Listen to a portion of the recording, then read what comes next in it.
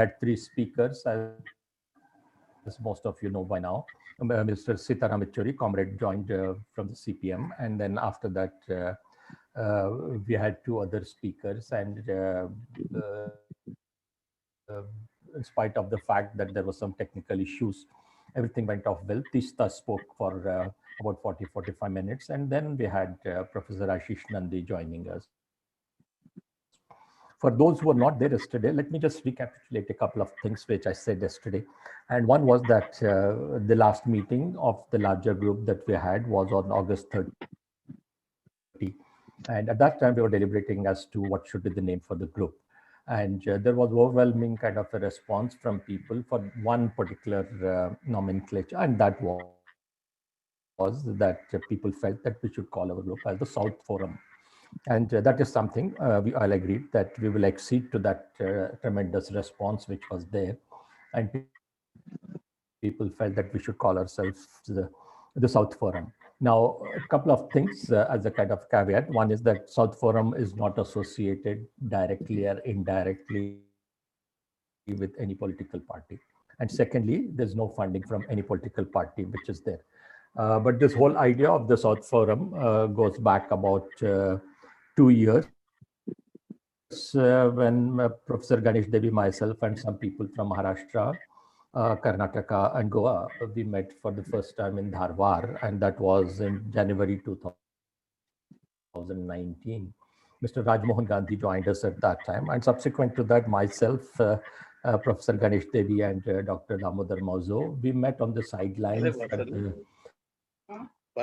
India International Center in Delhi. We were all there for another kind of a thing, another conference, and we carried forward the thing. And subsequent to that, in 2019 November, and those of you who are not speaking, could you please mute your speakers?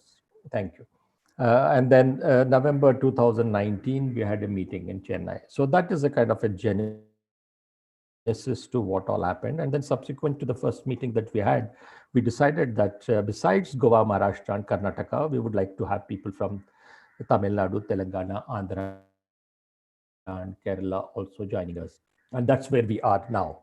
And one of the regrets that we have as a larger group with you is the fact that we are not able to have a physical meeting, and that's a kind of a regret.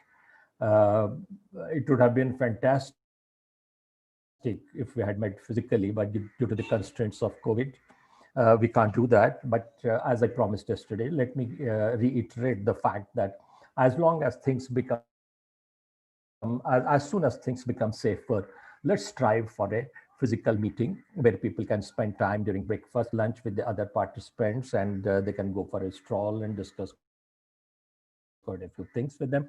And also on the sidelines, a whole lot of things happen, and which does not happen when we have a constrained kind of a thing which we are doing virtually on Zoom. And that's a huge regret for all of us. So let's plan for it, and hope that soon we will have a kind of a situation where we should be able to come together physically. Now, since Mr. Shiva has already joined us, I don't want to recapitulate many of the things which happened yesterday, except to say that the South Forum feels that the diversity and composite nature which is there in South India has to be highlighted, and that should be used as a kind of a strengthening factor for the polity in India itself. And the second thing is the progressive tradition that we have from the South, starting with Mr. Jyotirao Phule and Periyar, who are there, who were fighting for anti-caste and the great social reformers who were there. These ideas should be something which others in the other places should also follow, and that's one of the things I think we should look for. Besides the other thing that we have in what we are talking about as inclusive federalism. So with that kind of a recapitulation, and for those who are interested, this has been recorded and it will be available on YouTube and other things, so people can go back to that and then try to see what all happened. So now I think I have the pleasant duty of welcoming Mr. Tirchi Shiva, who has joined us. Mr. Shiva, you are welcome to image is tilted. You'll have to, I think, turn it around about 45 degrees to the right or something so that we can see you properly. Otherwise, your image is tilted right now. Okay. Yeah. Please, please do that. Thank you very much. Now we see you in the right kind of a thing. And thanks for joining. Mr. Shiva is an MP, a member of parliament who represents Tamil Nadu in the Rajya Sabha. He's from the DMK. He was elected in 1996, 2002, 2007, 2014, and now 2020. Now, he has risen from the student days, from the student wing of the DMK, and also during emergency. There was what is known as the MISA, the Maintenance of Internal Security Act. He was, I don't know whether I should say, one of the lucky persons to have seen the insights during the emergency. And MISA also reminds me of something. Mr. Lalu Prasad Yadav, whose daughter Misa Bharti was born in 1976. He has named her Misa. So this is the connection which is there. And Mr. Shiva was under Misa during the emergency for some time. And after that, he's known for not many people have done in the Indian Parliament, and that is the introduction of a private member's bill for the protection of rights of the transgenders. Now, that is something I think will become a remarkable kind of a thing, and he has been very successful in trying to push that private member bill through the Parliament. Now he is in the fifth term in Parliament. And there is something else which I should say. Many of us are academics and have connections with the universities. And Mr. Shiva not only has had a university connection with Madras University, where I taught for about 35 years, and then also he was with the Bharatidasan University in Trichy. Besides that, there is something interesting. He was a member of the court of the Jawaharlal Nehru University in Delhi. That was from 2009 to 2012. And he is an articulate speaker, and he's a writer with published work. And we are very glad to have Mr. Shiva with us. And I now go over and request Mr. Shiva to address us. And as we all know, we will be dealing with something on inclusive federalism. Thank you for joining us, Mr. Shiva, and you're welcome to address us. Please go ahead. Thank you. I'm very much privileged to be a part of this webinar conducted by the South Forum uh, by the great and all intellectual faces in the country, organized across the country. And come down to South now.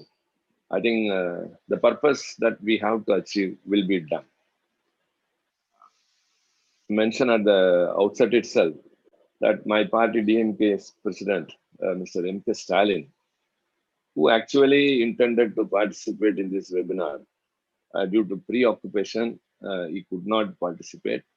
And he has so much respect towards Mr. Devi and this forum. He asked me to participate in this, and I was really privileged and glad to be one among the participants today. When you were introducing, as you told that I was for some time under MISA, but I was for one full year when I was a student. All those times after I was released as MISA Siva. But later, when the youth wing of our party was founded by our leader, late leader, Dr. Kalangya, Mr. Stalin, who is now the president, was then the secretary, and I was the deputy secretary. And then my name is Tiruchi Siva, followed by my native place, Tiruchi. And that has become my name now in the parliament, in the UN, and everywhere, and in the Gazette also.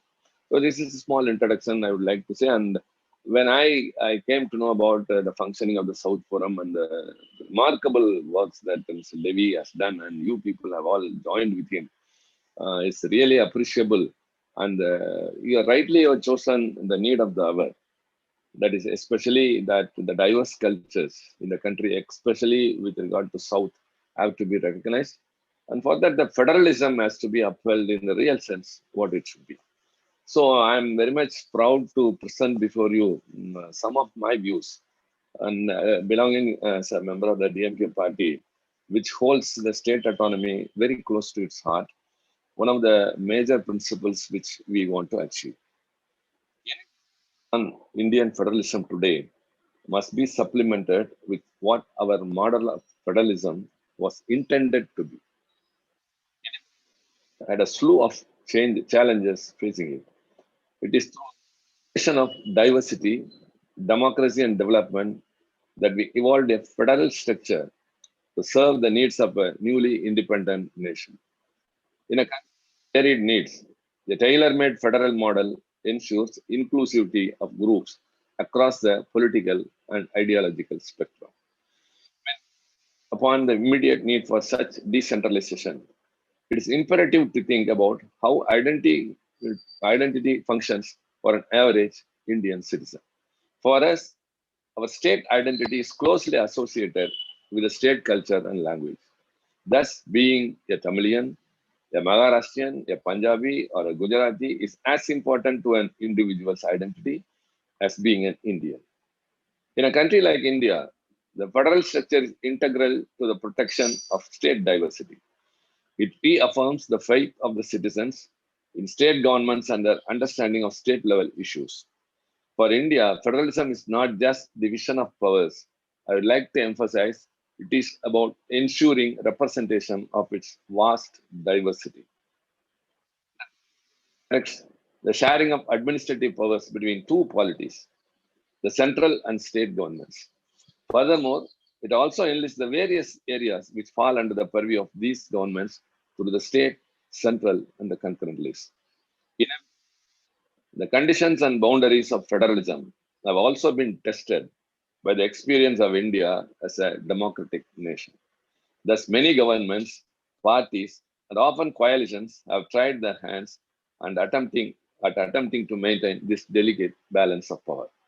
The past few years have witnessed much debate around the changing nature of federalism in the country today. The question is more about how this notion has evolved and why many believe it is under threat. I feel deeply saddened by the way federalism is perceived in current times. A country with multiple strands of identity appears to have been reduced to a unilateral vision. We are in a time of polarized opinions, and the space for alternative views is shrinking. Were taken aback by the way the central government conducted business in the monsoon session of the parliament this year. Not only were unnecessary ordinances passed using the coronavirus as an excuse, but the opposition's views and efforts to resolve issues peacefully were sidelined. The Rajya Sabha passed 7 bills in a day, while the opposition members boycotted the session. And I would like to recall in the monsoon session last year, 35 bills were passed, extending the sessions than the scheduled time. And most of the bills that were passed at that time were amounting to encroaching the powers of the states. And members like us from various states, especially from DMK and other like-minded people, have registered our protest that this is not the way a legislation should be done in the parliament. As a member of the Rajya Sabha, I witnessed the uproar created by passing 3 agriculture bills without registering a division of votes. This mistreatment led to an opposition walkout in both houses of parliament. To our extreme shock, the government made no attempts to reconvene the houses with their full strength. Instead, legislation after legislation was passed in empty houses with only government supporting MPs present. This is what the state of India's democracy has come to. We are really anguished and pained. The way in the recent days the parliament is being taken up to while passing the legislations. Actually, any bill that has to be passed has to be scrutinized in detail. In the House, since the time constraint is very limited, for any bill, it may be 2 to 3 hours only. The members may not find enough time to express their views. So we have been insisting that any bill that has to be passed or to be enacted as a law has to be sent to the standing committee. Or if it has not been referred to a standing committee, and if the Lok Sabha has passed the same bill, when it comes to the upper house, we have suggested that it could be sent to a select committee. There are rules. In the earlier days, it has happened. Very important bills have been referred even with the consent of the government itself. And what is the difference? In the select committee or the standing committee, any bill is scrutinized threadbare. Every member, irrespective of the party's strength or bigger party or smaller party, more numbers or smaller numbers, will get enough time. And the stakeholders can also present by themselves in. So, but very, very important bills, even the abrogation of Article 370 and the UAPA bill and the NMC bill and many other things, even recently these farm bills, which are very important, concerned with the nations, have been passed in a hasty manner. If one were to compare the identities of Indian citizens with the portrayal of federalism today, they would be shocked at the curtailment of rights. It is imperative for citizens' rights to reflect a deep set desire to protect their identity. We have witnessed such curtailment of rights and liberties when the special status bestowed upon Jammu and Kashmir was revoked. Not only is such a move targeting public sentiment, but it causes grievous injury to state autonomy. The DMK, the party I belong to, is committed to its goal of state autonomy. Autonomous states become holistic units that are better able to contribute to the nation while representing unapologetically the interests of their citizens. In a country of India's size and caliber, one central government and its tyranny will only take us further away from our goal of representation. This is only why DMK at the forefront of demands for a matter of state representation. I would like to recall that in the year 1969, when DMK was in power in the state of Tamil Nadu, and our late leader, Dr. Kalaignar Karunanidhi, was the chief minister, he appointed a three-member committee headed by Justice Rajamanar to examine the entire question of center-state relations and to suggest amendments to the constitution so as to secure more autonomy to the states, utmost autonomy to the states. And our late leader, founder leader, Anna, who founded DMK, his last letter to the party cadre, which is hailed as the will of Anna, he has expressed his anguish that he was unhappy to be a chief minister of a state in this supposed to be a federalism which exists. And he has expressed very much the importance of state autonomy. So when our leader appointed this Rajamanar committee, the recommendations were celebrated much. And later when the Sarkaria Commission, which was appointed in the year 1983 by the then government, and the chairmanship of retired Justice of Supreme Court, that has also recommended for the center-state relations. And 2007, everyone is aware that this elite forum will be very much aware. M. Poonji Commission, former Chief Justice of SC, it appointed to take a fresh look of relative roles and responsibilities of various levels of government and their interrelations. But nowadays, all these things have been pushed aside. We are of the very much we are insisting that state autonomy has to be done, has to be in letter and spirit, and especially we have to, time has come that we have to re-look into the constitution, and that Anna has said even at that time, and later our late leader Dr. Kalaignar was insisting, and we also feel that though the Constitution of India has been amended many a time to the needs of the then days issues, but we have to go into a relook, but nothing could be static. When what happened to Jammu and Kashmir becomes a norm, it is the people, it is their quotidian life, it is their aspirations and hopes. As a representative of the aspirations of our people, I feel it is my duty to reassure you of the values we will continue to strive for. The values of state autonomy, a strong federal structure, and adequate representation. A myopic vision coupled with a majoritarian government threatens the secular fabric of a nation like India.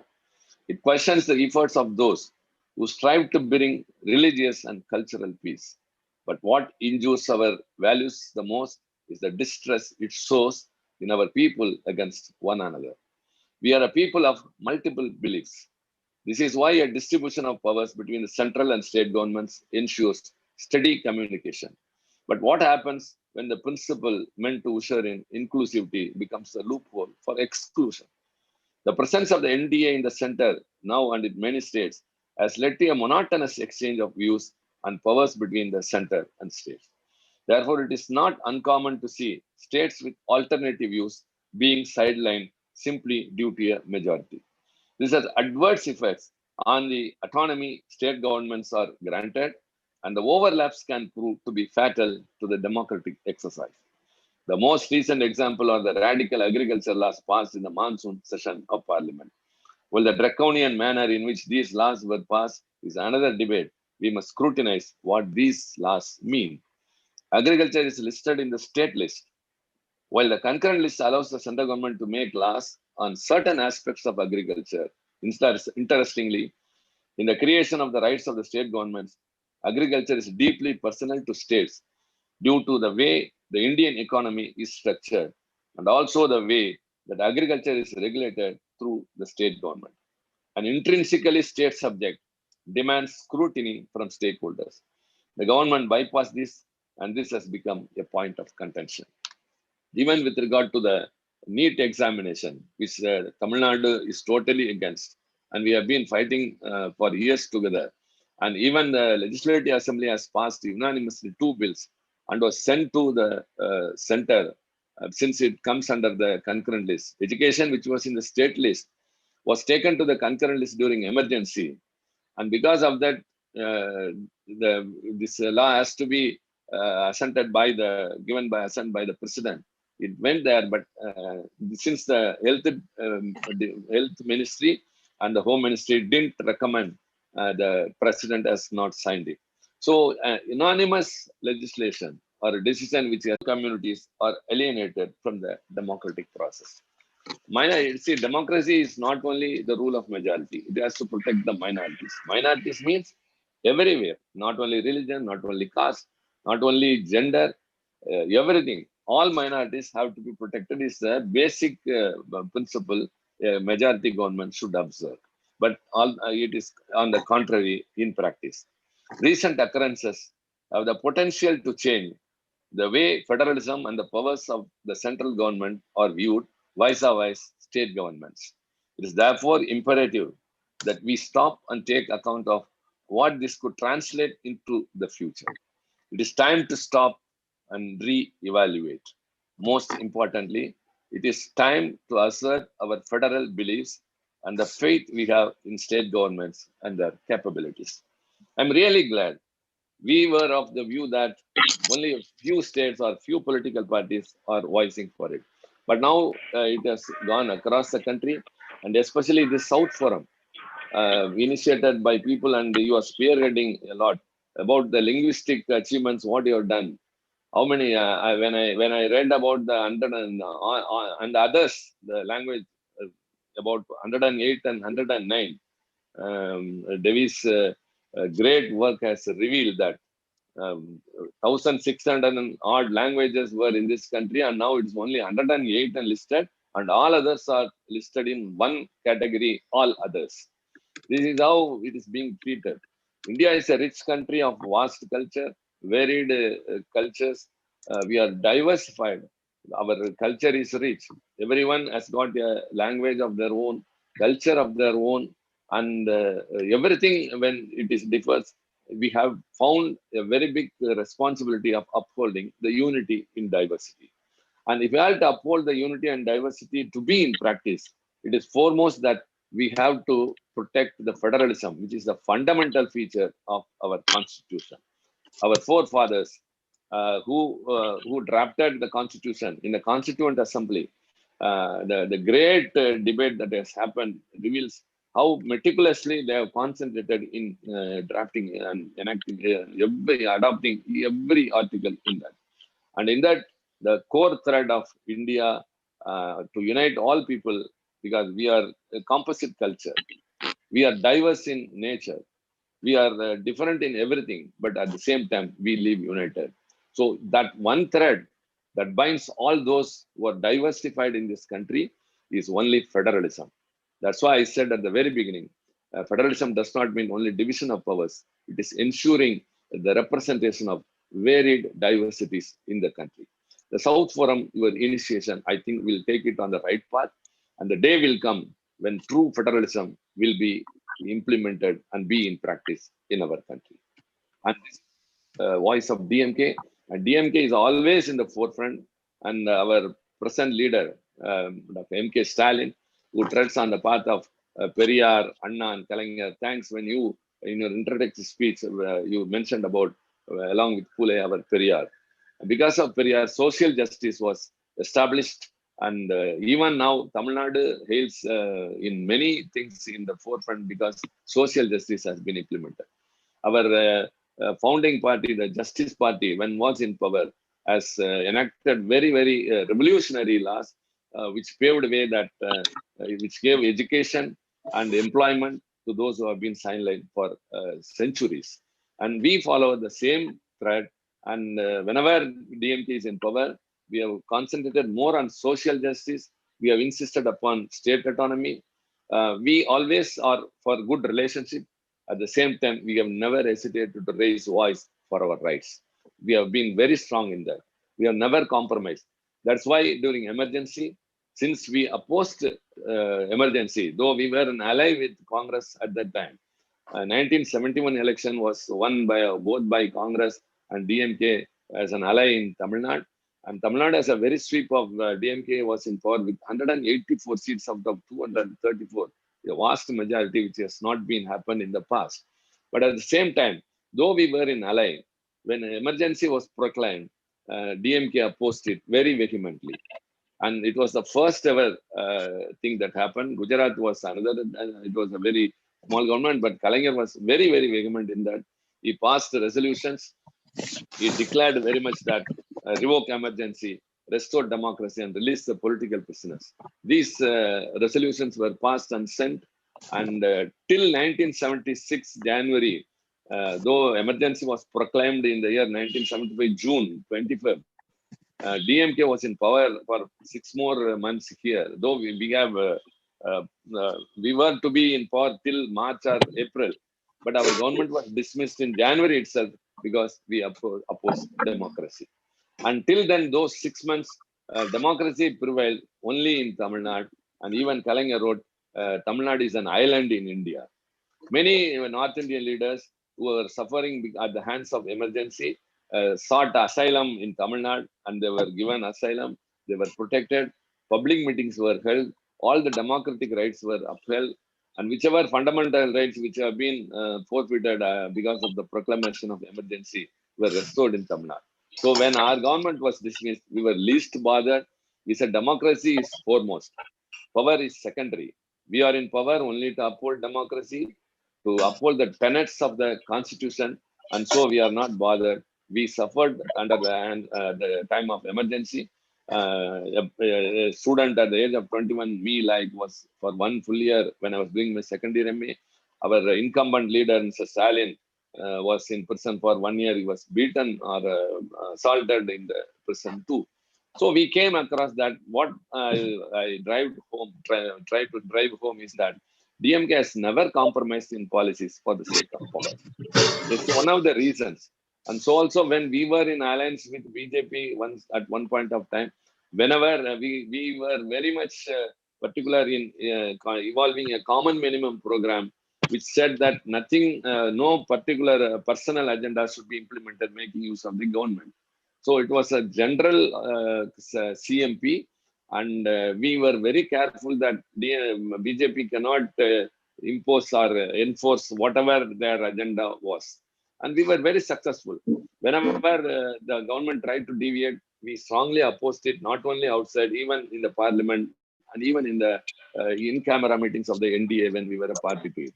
So DMK has always been very strong, have foothold on its principles, never have compromised on that because of the alliance, because of being power, or because of seeking to go to power. So on those lines, I would like to emphasize again, state autonomy is very close to our heart, and we are very keen in getting the states their due powers. And for that, the federalism has to be upheld, and which is not in practice now. Rather, nowadays it is getting under threat. Federalism seems to be crumbling for many reasons, and the laws that have been legislated in the recent years by the BJP two, UP, NDA second the term of government are very much engrossed, and they are trespassing into the powers of the state. And it's very much happy that South Forum, a forum of intellectuals, have taken it up on this webinar. As you said, though we are not physically able to meet each other and meet a congregation of people, I think this would reach many people, and we are kickstarting a very great movement, which has to succeed and which will succeed, because all those who are piloting uh, this causes are very well-known, reputed people, and my respects to you, and my thanks to my leader who has given me this opportunity to speak on behalf of him in this webinar. Thank you very much. Thank you all. Thank you very much. Uh, I'm Ganesh Devi. Yes, sir. I was speaking to you. It was a brilliant statement, and with greatest clarity you came through. Thank you. Uh, I need to take permission from the chairman of this session, Professor Kalam, to ask a question. So if Professor Kalam allows me, I would like to Yeah, make a... I think we live in a free country. So please go ahead. Feel free to ask the questions. And I'm sure Mr. Shiva would appreciate some of the questions coming particularly from you. Please Uh, go ahead. you know, Mr. Shiva, you refer to the linguistic work, and I know with great clarity that if we were to add the figures of speakers of all languages other than Hindi, we are the majority.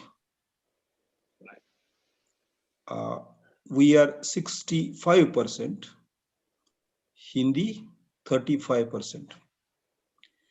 But we want to stay as a multilingual nation together. It is our goodness. But there is another point, and I on this, on a similar line, south of the Vindhyas, from Maharashtra to Kerala, we become a major linguistic minority. We are the largest minority in the country if we were to look at linguistic minorities. And we are nearly 32% of the population of the country. ST, SC, uh, other religious minorities, linguistic minority, we are the largest. And yet, we love all languages, and we've not been putting up this claim because we're interested in the unity of India. So I think the South has maintained the unity of India. The South has shown a greater nationalism than any other part in the country. This is the fact. But at the moment, this very myopic nationalism, we are many nations together. That's what Professor Ashish Nandi was saying yesterday. And we've known how to deal with each other and coexist. Historically, we coexisted. But this myopic idea of nation, very strange idea of nation, not at all consistent with the constitution, needs to be countered by many states coming together, not just the southern states, but Bengal, Orissa, the northeastern states, Kashmir for that matter. Do you think federalism could be a good counter, even as a political argument, to this strange idea of nationalism? That's my question. And of course, if you tend to agree, even in small part, it is very obvious that the DMK will have to take the lead in this. So that's my second question. Uh, And we'll have more discussion about it. This is not the place to declare anything, but I'm just tossing this idea across to you to see if, how you feel about these two. Mr. Ganesh Devi, and I'm very much really privileged to meet you at least on webinar today. And I'm very happy that you repose your confidence on DMK. that we have to take the lead. And so to say, I would gladly would say that we are already on the path of it. Whenever we have discussed for a in-camera closer discussion, it has come up, and even members of parliament from various states have spoken to me, discussed with that, to me about that. Kalaignar was alive. He has been traveling across the country, and he was coordinating with other states to support for state autonomy. Said the country is, of course, a very diversified culture, lingual, and all. And the 65%, 35%. That's why I said no, nothing majority can decide that should be the one in the country. In the parliament itself, when our late leader Anna was a member of parliament, he said India is not a nation, it is a subcontinent. Nationals within many languages, the nationals are decided by way of languages. And Hindi, so as to say, Tamil is an ancient language, hoary language. The age is not known, it transcends to back to 5,000 years or so. And logically speaking, we cannot be in a position to accept a language which is much younger in everything in nature. And I don't want to enter into that argument. When Professor Kalam was introducing me, he mentioned about my private member bill that was passed, the transgender bill. And I'd like to be happy with sharing with you that, to my credit, three of my bills, private member bills, have been discussed, and two resolutions. And in the past 10 years, it is a more number of private member bills discussed. And one among that is that all the 22 languages which are schedule of the constitution have of the union. This mode of DMK. And this private member bill was elaborately debated, and most of the members supported it. Only one member from Rajasthan opposed. And I told him, interrupted him, and I said, I'm very sorry that you are opposing. And that is the reason why Rajasthani language is not even in the list of, in the 8th schedule of the constitution. A very rich language. What your, after amnesia and your book and many other researches you have done, so many languages which have been sidelined only because of the entry of, as you rightly said, if a language dies, an entire thing is goes off. So it is when they target a language, I think it is the root of any race, any stock of this country. So we have to come together, and we say that this can be the only one. We have already told that when among the peers, we lag behind when one is considered to be superior, that you are forced to know one language or read one language or have to follow that language. For example, any examination that is conducted in a Hindi language or English language, to both of us, becomes the mother tongue of one people of one region. Attempt to read Hindi and appear that will, of course, will have a setback.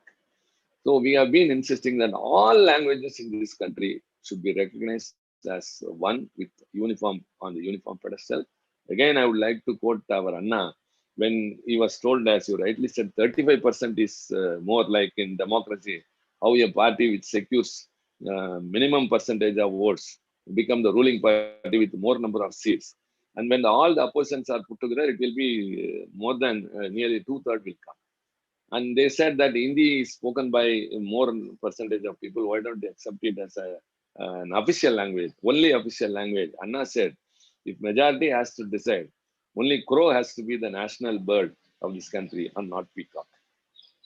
Right? And that was his argument. So you cannot judge everything by a majority. And we say that let Hindi be here, but on par with that, all languages must be there. Even in the Constituent Assembly, after we just by one vote, Hindi became the official language. The Official Languages Amendment Act in the 1963 made much efforts to continue in English as the associate official language. Before independence, you know very well, English was the official language. Only after that, Hindi was brought in, and the Constitution firmly asserted in 1950 that after 15 years, until otherwise, if the Parliament does not enact a law, Hindi alone will be the official language. And the great Hindi agitation, anti-Hindi agitation that took place in Tamil Nadu was only because of that. And the year mark was that 64, 65 was at the peak. And that forced the government to continue. English is also the official language. That helps to bind Mr. Devi, who is well versed in Marathi and Gujarati and English, and Siva, who knows only two languages, Tirthi Siva, Tamil and English. And so also Professor Kalam, what he speaks, I'm able to understand most of the time in the parliament when debates are going on. Since translation facility is there, we are able to get. But in other places where translation facility is not there, we will suffer a lot. And we have many a time requested, or sometimes we have been agitated that kindly don't impose anything by way of this manner. Even in COVID time, when the Ayush had a very big seminar hosting the doctors from across the country, the course was conducted in Hindi, and doctors from non-Hindi speaking states expressed their dissatisfaction. It was told by the officer who was there, whoever does not know Hindi may go out of these sessions. So that was even we expressed this anguish there. And as you rightly said, will federalism be an option to nationalism? I say that will be the only option. That will be the only thing we can resort to. That's why fundamentally our constitution is enacted and being practiced on a federalistic note, but it appears to be quasi-federal as everyone has interpreted in the past experience. And in the recent days, after this NDA has took over power, most of the laws, I can cite all the examples that were legislated in the recent days. One way or the other, either the state rights have been trespassed or encroached or taken away. And those parties who always, some regional parties, by way of compulsion, have to support the ruling party. They are also a party to that. And that's why many bills get through. Because in Rajya Sabha, till now, the ruling party suffers a little bit of lack of strength. But other parties are supporting them. But in the coming days, it may be different. But in the Lok Sabha, it's entirely different.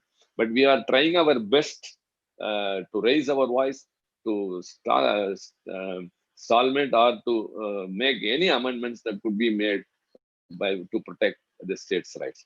And you rightly said, Ganesh Devi, that federalism is the only option available for India to be the largest democracy in the country and to maintain the diversified cultures and languages in the country. Very reassuring. Very reassuring. Thank you indeed. Professor Kalam, over to you. Yeah, thanks a lot, Mr. Shiva, for responding so candidly and in such a lucid manner. I think the arrogance of people who speak Hindi has increased after 2014. And that's something which is not good. And what they talk about as Hindi being spoken by majority of the people is a very contrived and manufactured kind of majority, because they appropriate during the census and other times languages spoken like the Maithili, Darbangi, and the other languages which are spoken in different places, Bhojpuri. So everything they try to put together and say that the Hindi is in a majority. Now there's an unfortunate kind of a thing, but I think this kind of things have to be exposed in order to make people aware of the fact that it's not even if it's a majority, is not the majority which matters. And the example that you gave about the peafowl and the crow from Anna is really appropriate. We still have a couple of minutes before Mr. Shashi Tharoor joins us. And if somebody has got any comment or a question for Mr. Shiva, let's go ahead with that.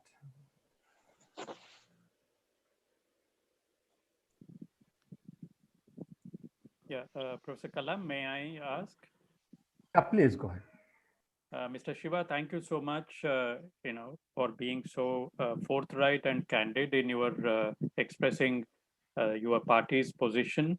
I was wondering whether, you know, we had some example earlier of one leader taking lead and, trying to convene all the state parties.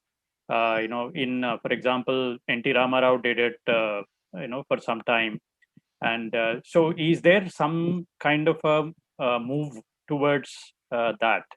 Will Because I think what is happening in most of the southern states is that the southern leaders and the state leaders are too busy in their own individual states, and therefore nobody is seems to be interested in taking a lead and becoming a kind of a convener of southern states political parties. Do you think there is that? Is there a space, political space, for that kind of a forum? An optimistic reply to your question. As Mr. Ganesh Devi was telling, why don't you take the lead? I said we are at the move. And to cite you an example, when 370 was that abrogation happened and big alagula in the parliament later, many parties were hesitant to raise even a voice against it. And it was DMK, our leader himself, Mr. Stalin, took the efforts. And through people like us who are in Delhi, he coordinated most of the political parties, and we were successful in bringing 14 political parties in Jantar Mandar, and we had a protest raising our voice against the abrogation of Article 370. So, as I spoke earlier, DMK has always been at what it has to achieve, and now it is very pertinent, as you rightly said, not only in 2014. In the coming days, it has become very, very stronger. And every scheme that is being implemented in this country through the government are only named after Hindi. We are not able to pronounce that even. We take only by way of initials. Earlier it has happened, but one or two only will be. See, I asked the other day, some people asked, why not has not Congress done it? I said that RTE, RTI, or Manraga, all these are in English only. And most of the schemes will be only like that. But now everything is in Hindi, and some ministers refuse to speak even in English when they converse. Either they do not know or they refuse to, we do not know. But we are also very strong. And whenever a close discussion happens among the leaders of the political parties with ministers or anybody, if someone tries to speak continuously in Hindi, we will raise our opposition and say kindly, if you want us to be a party here and to participate in the discussion, we have to understand what you are talking. Most of the people situation, they have of course yielded to us. Rather, we will walk out of that. We will be very strong in that. Not that we say we are against Hindi. We want to make it clear we are against the imposition of Hindi and the imperialism of the Hindi language, and it should not become a tool with the union government to master all the states which have individuality of their own. Many things, especially we will not give up anything. We will be prepared to give up anything, but not our language.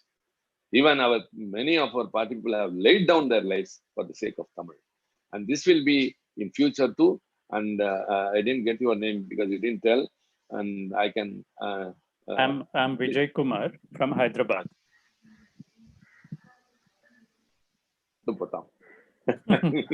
we will carry forward, and in our close camaraderie, I'll tell my leader also that people like you and all those who participated in this have an urge that someone has to take the lead, and Yes. DMK will do that. I would like to assure you that. Thank you so much.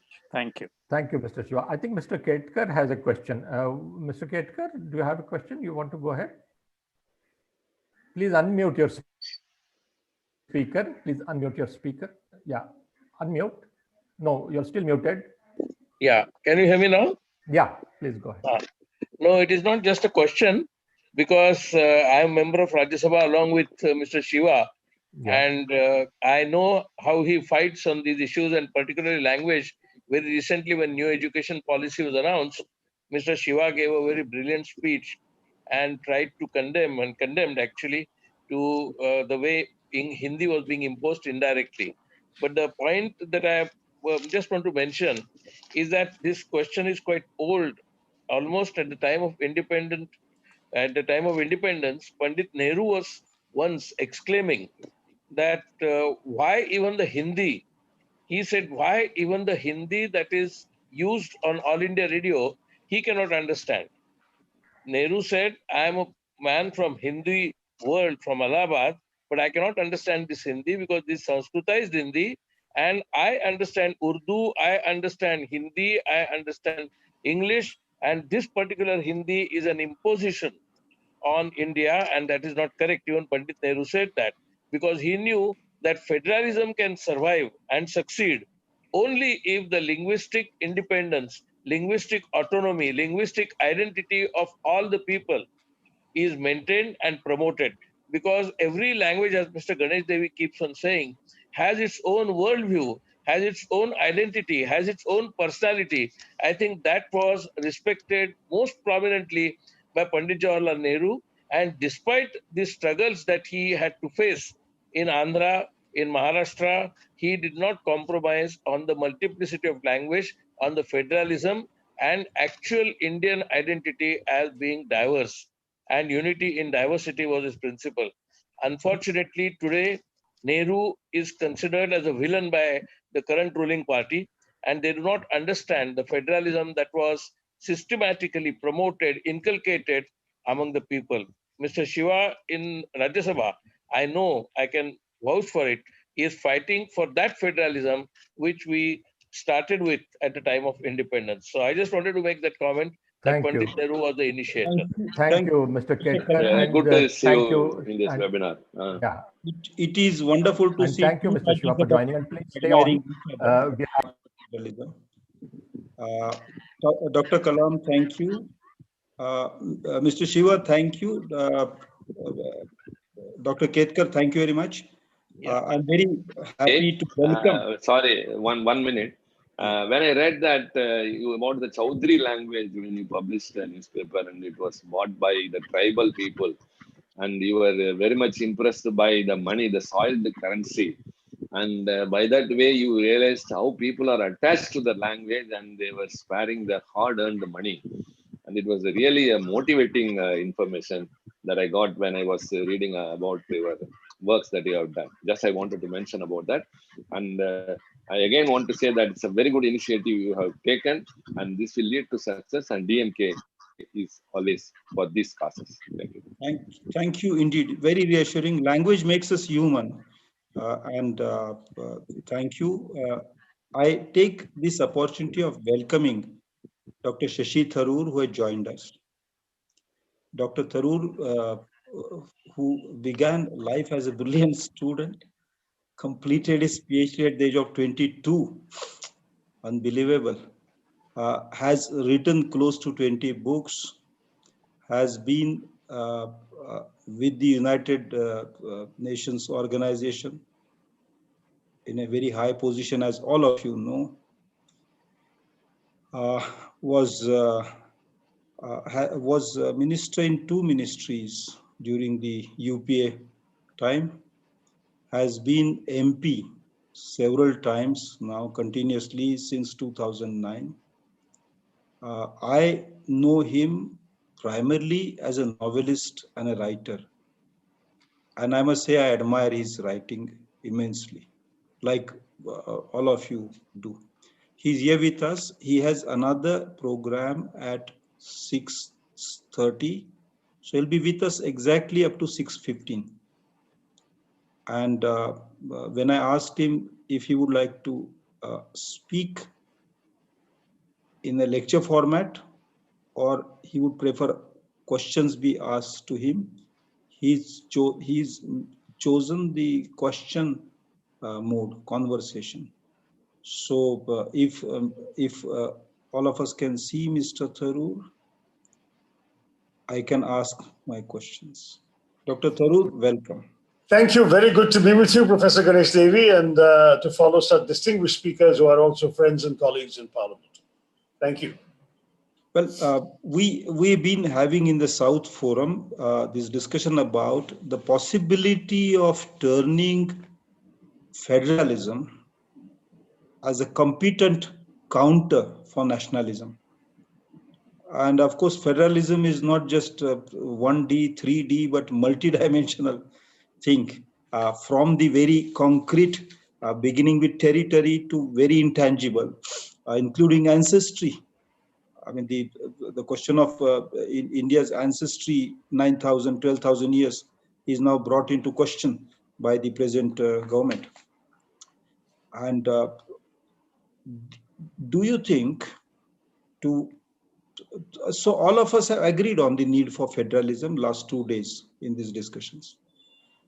But for a moment, if one is the devil's advocate, would you say federalism is a principle that creates hindrance in governance in any way? I mean, with your experience of so many countries in the United Nations, or does it actually help the governance?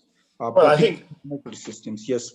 I think in our country, if I may focus on our own reality, the dilution of federalism is a far bigger threat to the survival of the unity of India than greater federalism, greater decentralization. I mean, we've already seen this in the context of the Finance Commission, the 14th and the 15th, when the entire delicate consensus that had been in place since the 1970s, that we would actually distribute resources basically taking into account the census figures of 1971 and not of the current day. This has obviously been undone because obviously those who've come to power represent those states which have a brute demographic advantage, particularly in the north. And they have tended, therefore, to get the finance commissions to move in the direction that one could argue in democratic theory is entirely fair, that essentially those that have more people get more resources. But the unease that has arisen in southern India about this simply cannot be overlooked, because what has happened is that there is now a perception that the success of South Indian states, the progressive policies that have essentially rewarded female literacy, empowered women, and thereby reduced population, has affected the balance in the formula of sharing tax revenues between states in the center. And if you look at using 2011 data and very soon 2021 data to allocate resources among states, you would essentially be punishing success. So a state that has successfully lowered its fertility rate by sending girls to school, a state like Tamil Nadu, Mr. Shiva's state, or Kerala, my own state, would find themselves in a position where their success is being used against them by the central government as resources are redistributed aggressively based on the demographic dominance of the north. So if you have made improvements in health in your state, the reward for that is to have less money to spend on health. If you have improved your education, your reward is you'd have less money to spend on education. And there are other issues as well. I mean, if you look at Karnataka, for example, where they historically had this fondness for their own flag, the importance of honoring language is there in every state.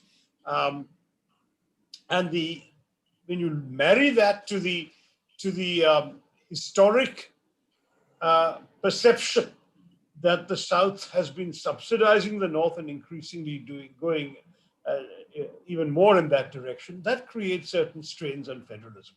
I remember when Mr. Siddaramaiah was chief minister, his issuing a statement saying that for every 1 rupee of tax contributed by Uttar Pradesh, the state receives 1 rupee 79 paise, whereas for every 1 rupee of tax contributed by Karnataka, the state receives just 47 paise.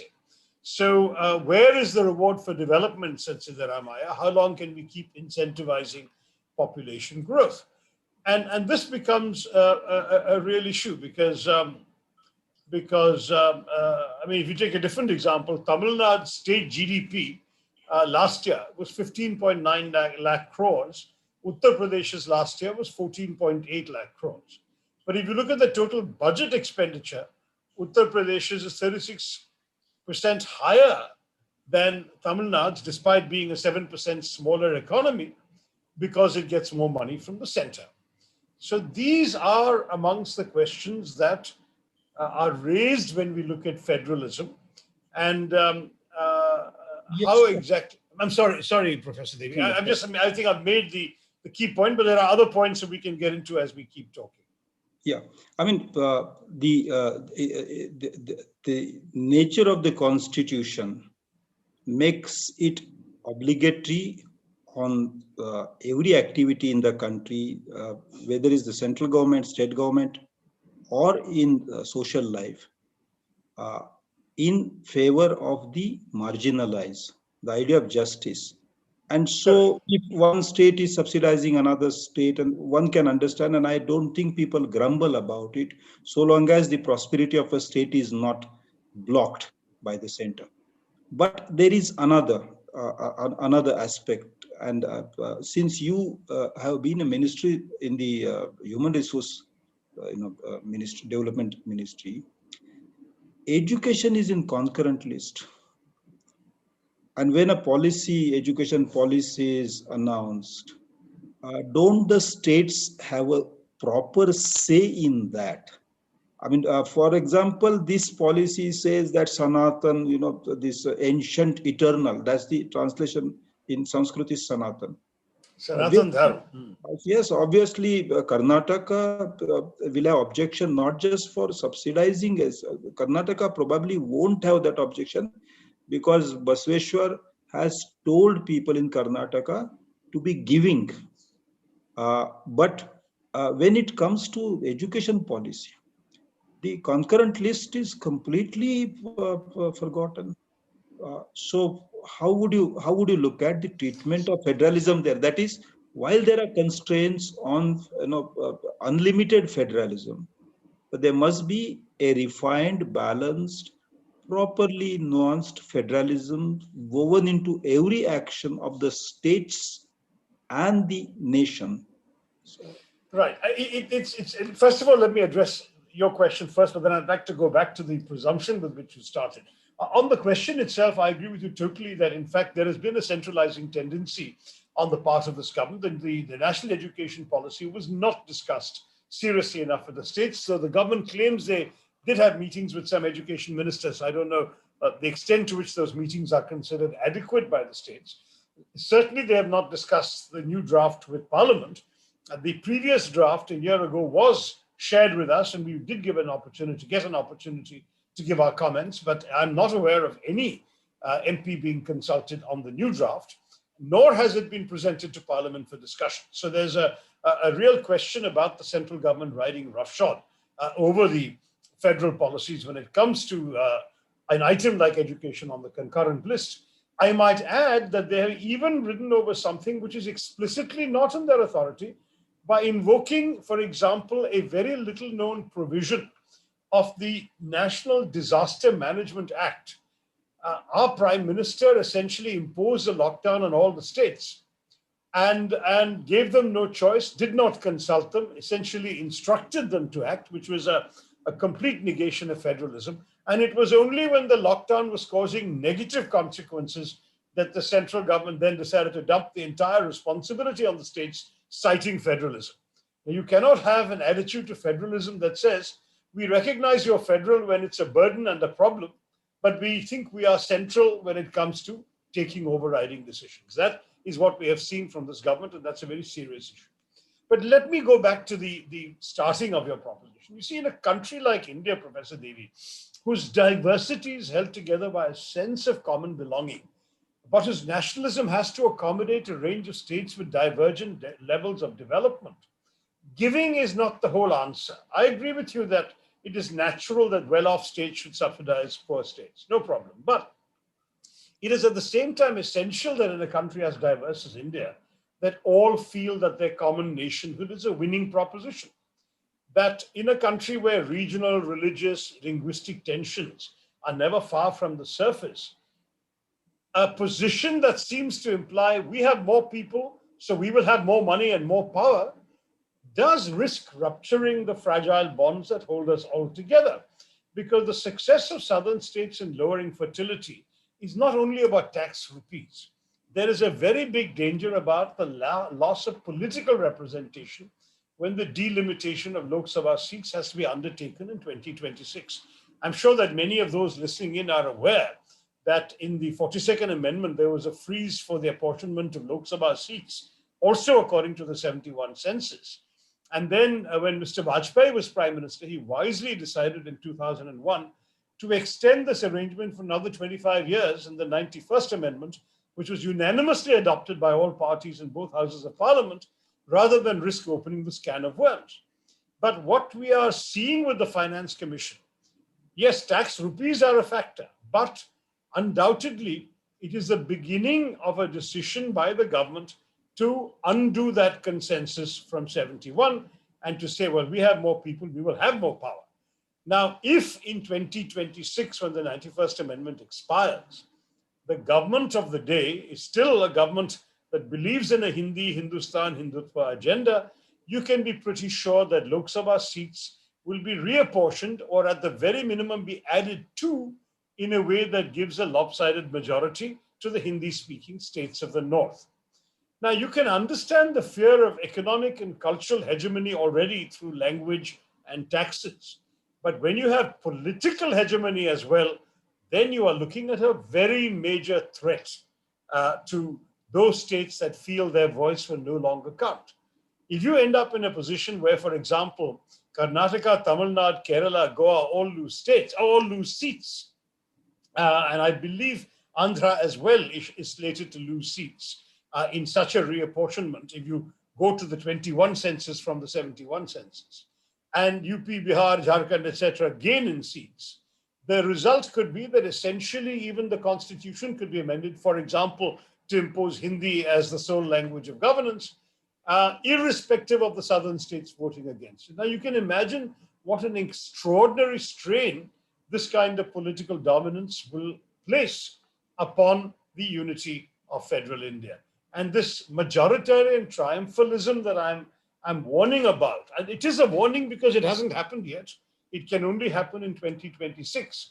But I'm warning early so that those in a position of power are warned well in advance. Do not make the mistake that you seem to be about to make, because you will trigger off far more than you really intend with this kind of anti-federal approach. So that's why I want to take federalism into an explicitly political context as well, and not just a governance context, because there is no question that a centralized India will also end up creating divisions that currently don't exist or have been buried for the last half a century. Thank you. Since you opened up the realm of politics, let me ask a question, place a question in that realm. And that is, the Constitution has defined India once, and the definition is very clear. Even a blind person can read it. And that is, India is a union of states. So the Constitution defines India as a federation, as a union of states, a union rather than federation.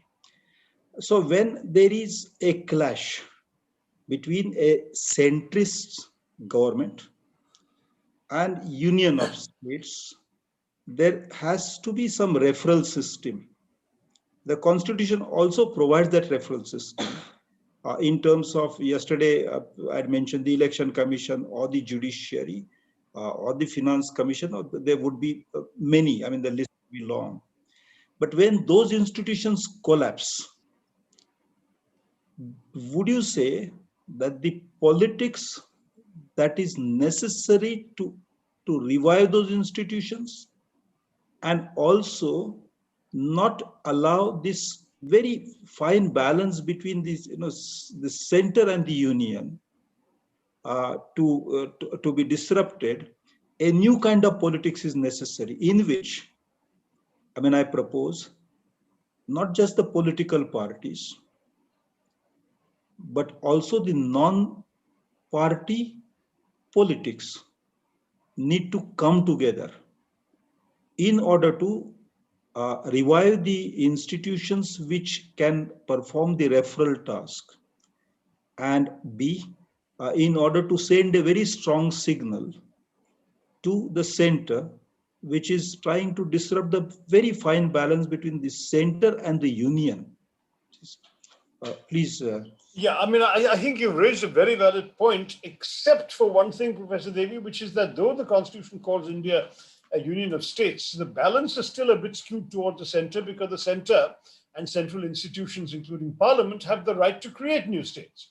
So that it is not only, as in the American model, a bunch of pre-existing entities called states coming together to form a union, but also a union that is able to create states, change their borders, redefine them, break them, add new ones, and so on. So to that degree, our federal constitution has implicitly granted the center more powers, which is why Modi's glib phrase cooperative federalism is actually conceptually welcome, because it says it is not only enough for us to recognize we're federal, it's also the onus is upon us to cooperate.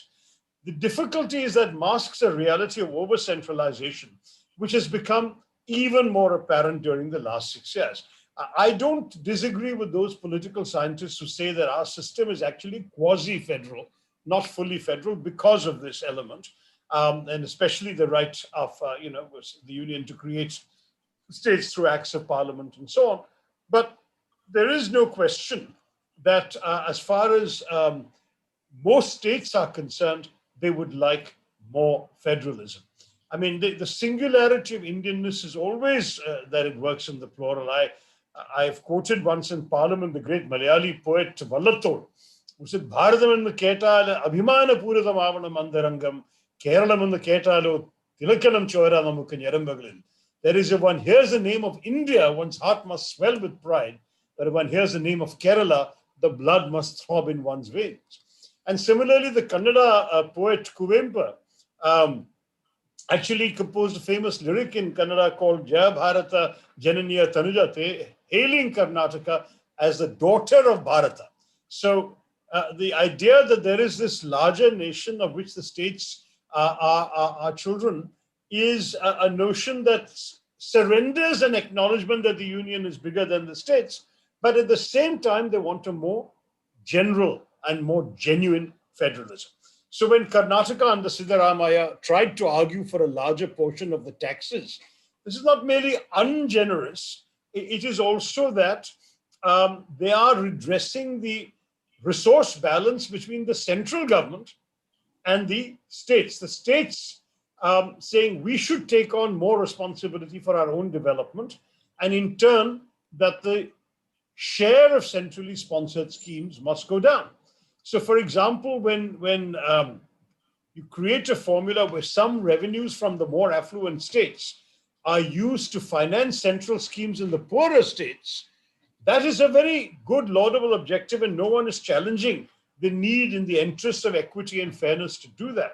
But apply those schemes more flexibly so each state can judge whether it needs them, and also empower each state to tailor these schemes to their needs.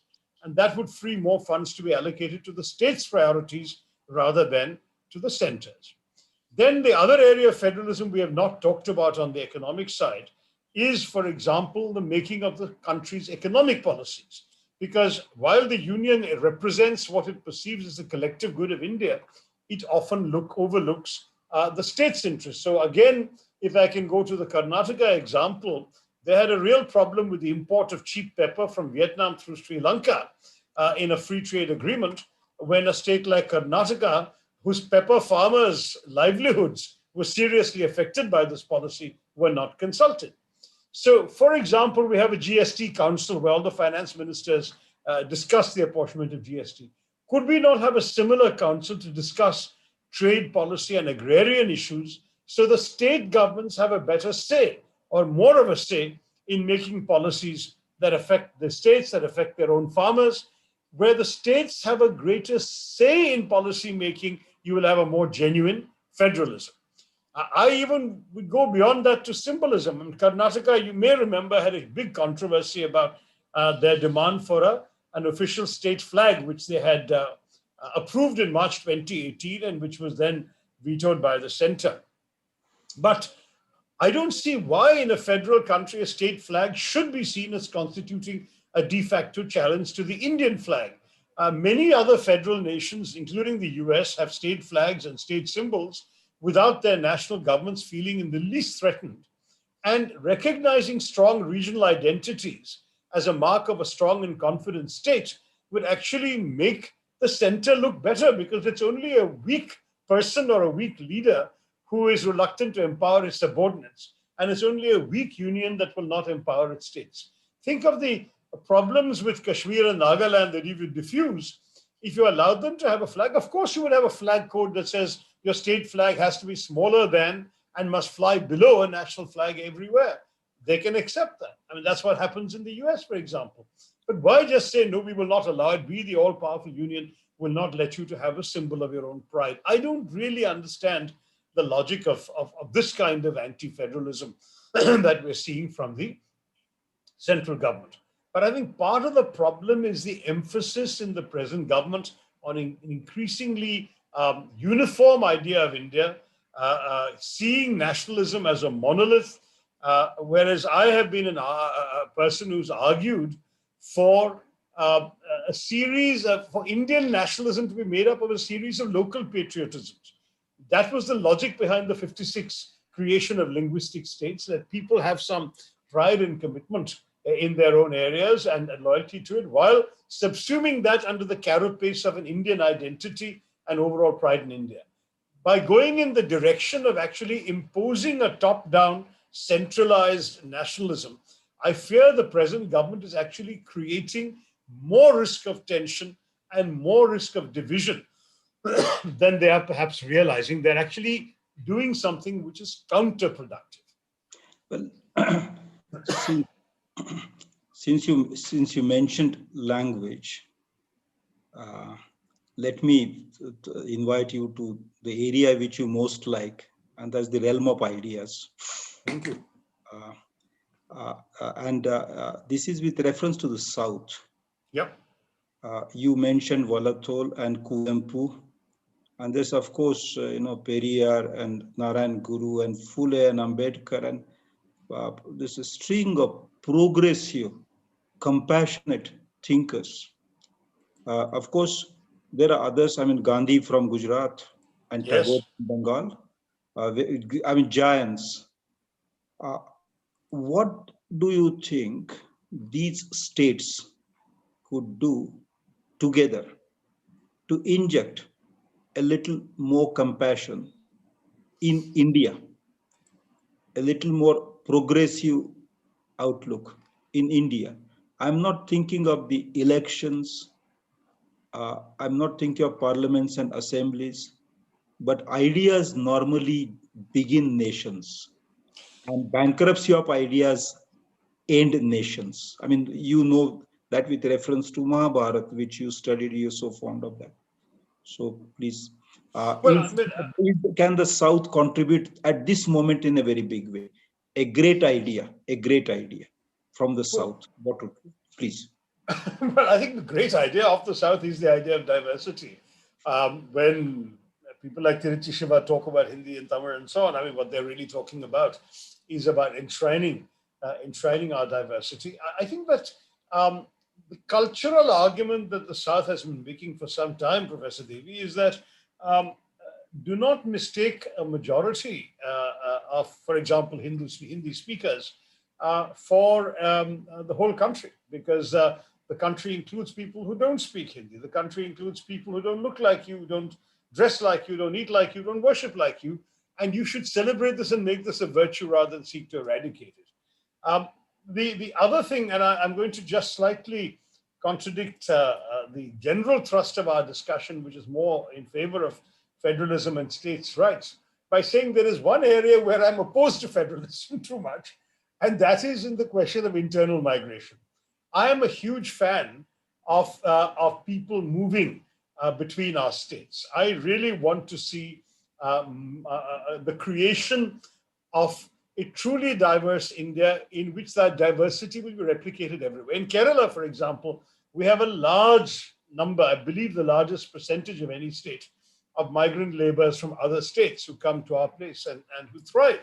In fact, last year, I remember congratulating the boy who topped the class 12 school leaving examinations in Malayalam in the state of Kerala.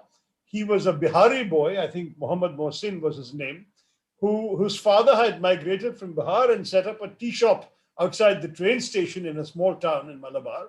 And this boy had grown up speaking Hindi at home, Malayalam in school, and had become the state topper in Malayalam in Kerala. Now, that to me is so heartwarming because it gladdens me to see the potential for this kind of cross fertilization.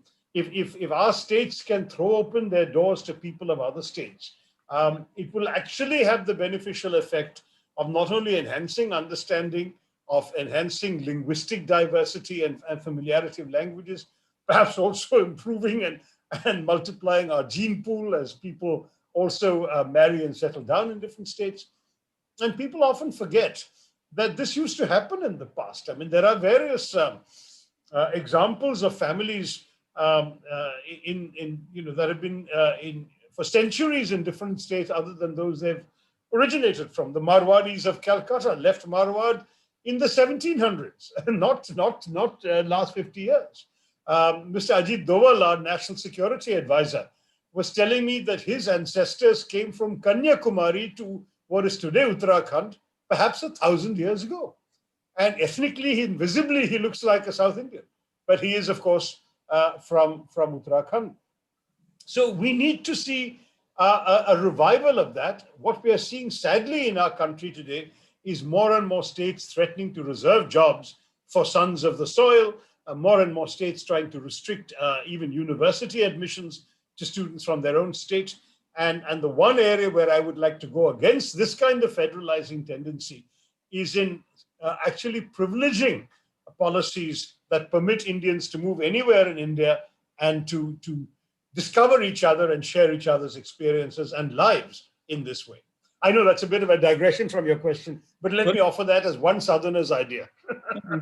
It's impossible to disagree with that because multiculturalism is at the heart of civilization. I mean, civilizations thrive when cultures mingle, people migrate. Unfortunately, this government has set up a committee for cultural examination for last 12,000 years to disprove a scientifically well-established fact that the Sanskrit language was a result of migration from, people from outside India. So it is trying to prove migration, disapprove migration. So multiculturalism, of course, is most welcome, and hardly, one can disagree with that. Thank you. This cultural committee, Professor Devi, Yes. Has only men, only North Indians, only Hindi speakers. It's a, and of course, let's put it bluntly, only Hindus. It's a very, very, the assumption behind the selection of the committee itself is problematic and indicates what is fundamentally wrong with the government's approach to culture. Well, I think we will gather the best experts from the world and create another committee. I think we should. It's well said. Good idea. Thank you. One last question, because I know you are short of time, and you have 10 minutes time with you. Yeah. Political theories have been talking of new forms of democracy, and democracy seems to be passing. Not seems to be, is passing through a great crisis of identity all over the world. I mean, India is no exception. But do you think in the future democracies, representation of concerns related to non-humans, animals, plant species, would be a legitimate part of democratic discourse? What an Australian political theorist has described as cosmocracy. Do you think India because of our traditions. I mean, we've been very sympathetic to. There have been episodes and instances of great cruelty. The caste system is the cruelest system that I know. I am aware, but the Indian mind generally is more sympathetic to plants, animals. Do you think, Yes. because who told us that this earth belongs to us? Who gave us that vote? So, what are your views on the future of democracy? I'm asking this question because in the among the middle classes, particularly, there is a sense of despair. They think if democracy is doomed, let it be doomed because it deserves to be doomed. I personally think is the greatest political idea so far we have invented, and it must be taken forward, carried forward, enriched, strengthened. So Professor Devi, I cannot disagree with you intellectually. I think it's a wonderful idea, but it is, let's face it, a very idealistic notion, because at a time when our political democracy, in the quite literal sense of the term, buttressed by independent autonomous institutions, free press, and so on, is so much under threat, I would have to say that as a practical politician in public life, my priority has to be to safeguard the democracy we have before we dilute it to a point that we may end up actually unable to protect what we absolutely need. And I don't mean to say that in a negative way. Respect for nature, respect for animals goes to the heart of much of Indian culture. And Mahatma Gandhi had often said that, a civilization is judged by the way in which it treats its most defenseless, helpless members, namely its dumb animals. But the truth is that while that is part of human compassion, uh, the urgent priority, surely, before we talk about deepening democracy into a cosmocracy, is to strengthen the democracy we have, so we don't see, for example, institutions like the Election Commission, the Information Commission, the Fourth Estate, the Supreme Court and judiciary being compromised or hollowed out in terms of their content and strength, to essentially permit the centralization, which we talked about earlier, but also the increasing autocracy of the central government. So I think if we can first strengthen those institutions, which we thought perhaps naively in the post-emergency period of Indian politics had become entrenched, that we had got used to certain levels of freedom and autocracy the opposite of autocracy, for freedom and democracy and independence and autonomy in all of the things that we were living with. We've discovered that how easy it is, without even declaring an emergency, to suborn and undermine all those institutions.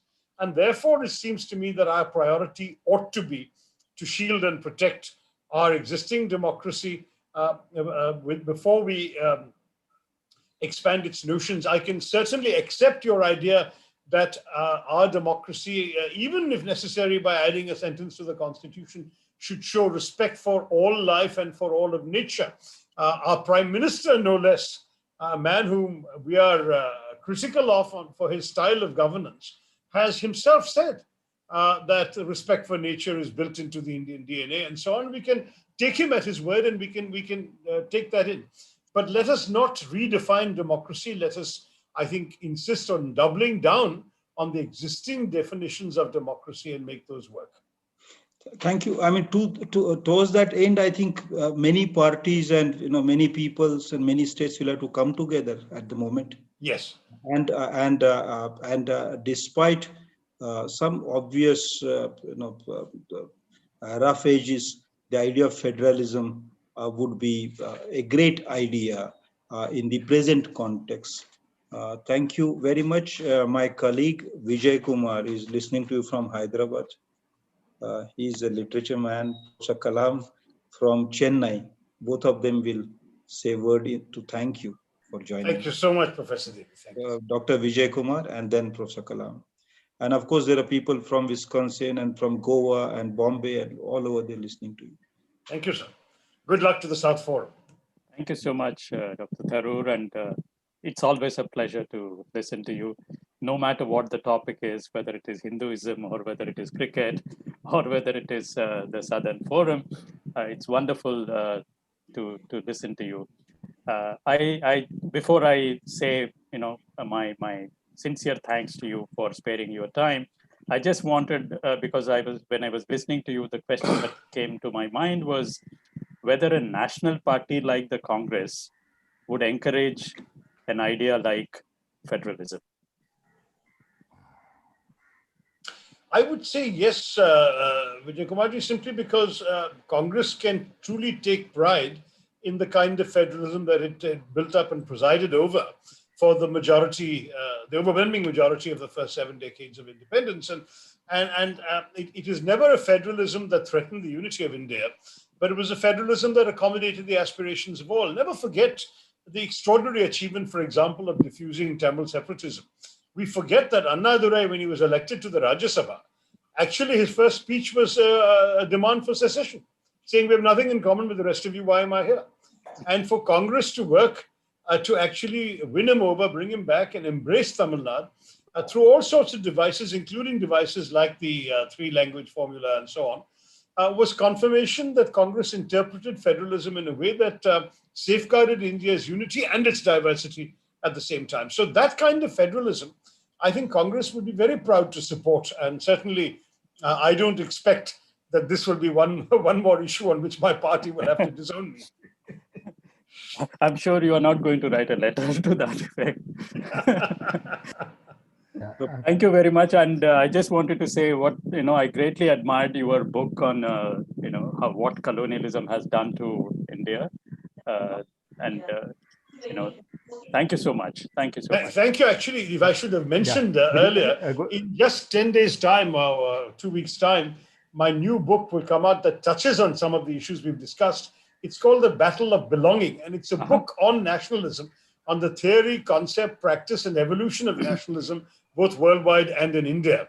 So I hope that many of you are interested in these questions. There is only a brief section on federalism per se, but the ideas of nationalism and the unitary direction of our nationalism have very strong bearing on what Professor Devi and all of you are talking about when it comes to such. So it will be out on the 1st of November in India, perhaps only next year in other countries, but certainly I hope that all of us in India will have a chance to debate the issues that I try to raise, in particular about our civic nationalism. And I'm certain that I'm going to get in touch with you because apart from being a teacher of English, I am also one of the directors of the Hyderabad Literary Festival.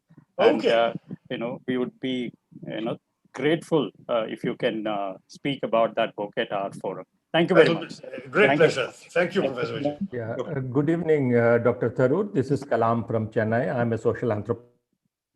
How are you, Dr. And I've been teaching at different places.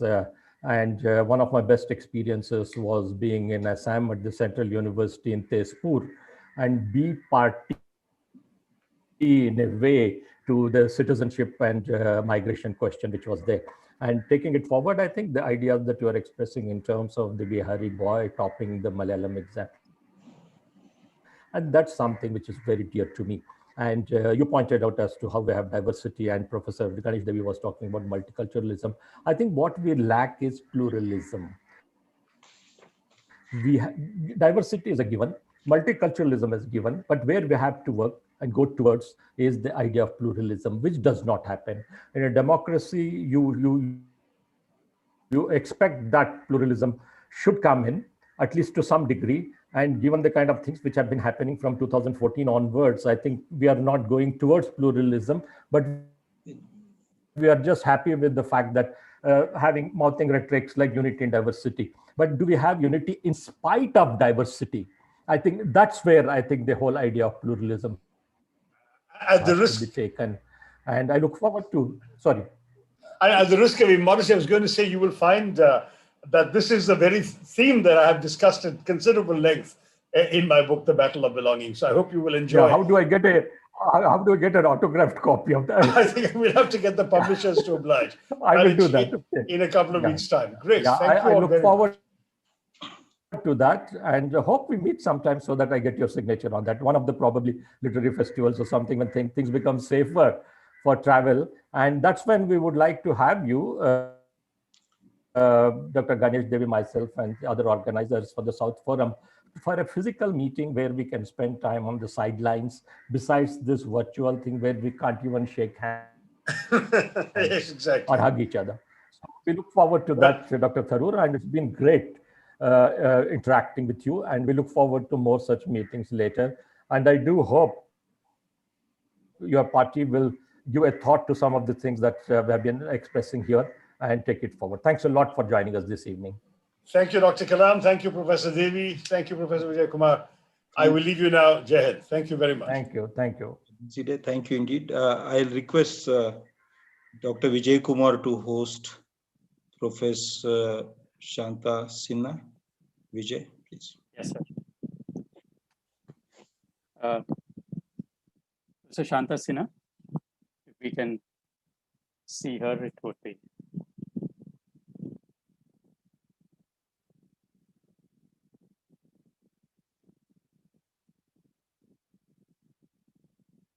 Friends, after listening to Dr. Tharoor, we now will have Dr. Shanta Sina. Many of us already know her because she has been taking part in the South Forum meetings, and she has been, in a way, also guiding us the direction that the forum should take. So, may I request Dr. Shanta Sina to, ma'am, are you here?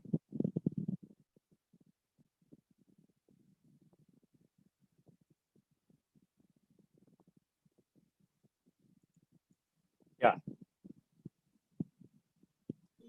Ma'am, you will have to unmute yourself. You have to unmute, ma'am. I'm so sorry. One never Sina, gets used to unmute. yeah, one never gets used to this. I don't know why. Yeah. But thank you very much, Vijay Kumar. Thank you. And ma'am, I think this unmute yourself should become the word of the year.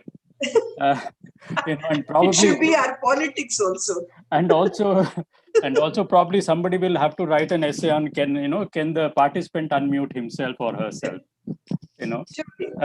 And Surely. I friends, think just a word of introduction to Dr. Shanta Sina. I'm sure all of us know her and know her work, more importantly, because besides being a professor of political science at University of Hyderabad, she has been a child rights activist, and particularly, she was the founder of one of the most successful organizations called Mamidipudi Venkatrangaya Foundation, well known as MV Foundation, which works in the area of anti-child labor. And Professor Shanta Sina has also been the first chairperson for 2 consecutive terms, if I remember right, of the National Commission for Protection of Child Rights. And just one award that I can mention is, of course, the Padma Shri that the government of India had conferred her. Great to see you once again, ma'am, and good evening and welcome once again. And please, we have been talking, and of course you have been there yesterday also. The drift of the discussion so far. So without wasting any further time, and obviously this is your area, federalism. So may I request you to thank you very much, Vijay, and thank you, Ganesh Devi ji, and all of you here. Coming after Shashi Tharoor and also Shiva, Tiruchi Shiva, and also yesterday Sitaram Yechuri and Tista Sadalbad, and the brilliant questions that Ganesh Devi ji had asked of his speakers. It seems that there was no need for another lecture, this evening. So I thought, that I will talk like a common sense person, not getting technical on the issue, because by now we all know what the constitutional provisions are, and we all know where we are headed to. But why are we discussing this issue, and what sense it makes to ordinary people that when we talk about federalism, where do we go from here? I think something like that I thought would be a good way of looking at it. Like, how do we communicate what the principles of democracy are? I mean, what do we learn from people when we talk about principles of democracy? And, things like that I thought we should talk about. Now, there are, as we know, there is a huge hegemonizing tendency of shifting politics from liberal democratic ideas to Hindutva, Hindi, and Hinduism. There is this absolutely, without any hesitance, one can say, all manifestations of fascism and authoritarianism. I would not talk about it as indications of fascism. I think we're already seeing it. And we're already seeing over centralization happening. And all this goes against the imagination of our nation, not through our nationalist movement, through the founding fathers, which we've been discussing all the time, and also through the number of acts and laws that were enacted for deepening of democracy in the country. It's that people have to, in fact, cull out each one of these acts that allowed for social justice in the country, and not to forget that these were products of powerful social movements, powerful political movements, that we have arrived at what we would think as social justice and deepening of democracy. I think we have not spoken enough about these movements. The movements for land reforms, the movements for greater employment, the movements against child labor, the movements for right to education, the women's rights, against violence of women, for Adivasi rights, for forest rights, for livelihoods. Imagine the slew of rights that we have gained because we have been a democracy, because we've imagined India the way we did imagine India. And somewhere we are not talking about the gains that we have made, and the gains due to popular movements, due to democratic movements, even in time of emergency, let me tell you, which we always talk about as an aberration. The most radical of laws were passed. The issue of poor, poverty, welfare, and the state's role towards the poor was on the forefront of a most non-democratic regime that we have had during emergency. The Bonded Labor System Abolition Act was enacted during emergency. The land ceiling that we are talking about was there during emergency. Housing for shelterless, for urban poor, for rural was there during democracy, during emergency. When we talk about rights, forest rights, when we talk about environment policies, all that came during emergency. How much, even in a non-democratic framework, the issue of social justice was still there. I'm not a supporter of emergency at all. I know many of my friends themselves were jailed. In fact, I was under threat of even getting into the jail. But still, I would say that was an occasion used by a non-democratic regime to enforce social justice. Because they knew if it was a regular parliament, they couldn't have passed perhaps all these radical ordinances. Contrast it with today. Contrast it with a majoritarian parliament, which has all the power in it, and yet what kinds of laws have come out? I will not again repeat all the laws. It has been done today, it has been done yesterday. Not one was pro-poor, not one was pro-labor, not one was pro-women, not one was pro-farmers, not one was anything to do with ordinary people for whom the country is about. So what kind of a majoritarian, authoritarian, fascist regime that we are in? And if we have to counter it, let me tell you, let us talk about celebrating the gains that we have made. Let us talk about the deepening of democracy, and let us not erase it from our memory. Somewhere we've erased the gains that we've made from our memory, and these gains that have been made at a national level in a federal framework. While this we do at a, saying that even centralization need not always be non-democratic. We have centralization which deepened democracy and which passed the Panchayati Raj Act, which passed the act for most effective local democracies. So let us put it in a framework that centralization is not qua democracy, but what kind of centralization for whom is what we are talking about. At the same time, when we are talking about our states, this I think Ganesh Deviji and the South Forum has mentioned it so long. How do we inculcate pride in our each one of our states? Let me tell you that I have been such a votary of a separate Telangana movement. and a separate Telangana politics. And I thought that there was total deprivation and denial of a right to language, right to culture, with it being part of Andhra. We were not making economic arguments of exploitation.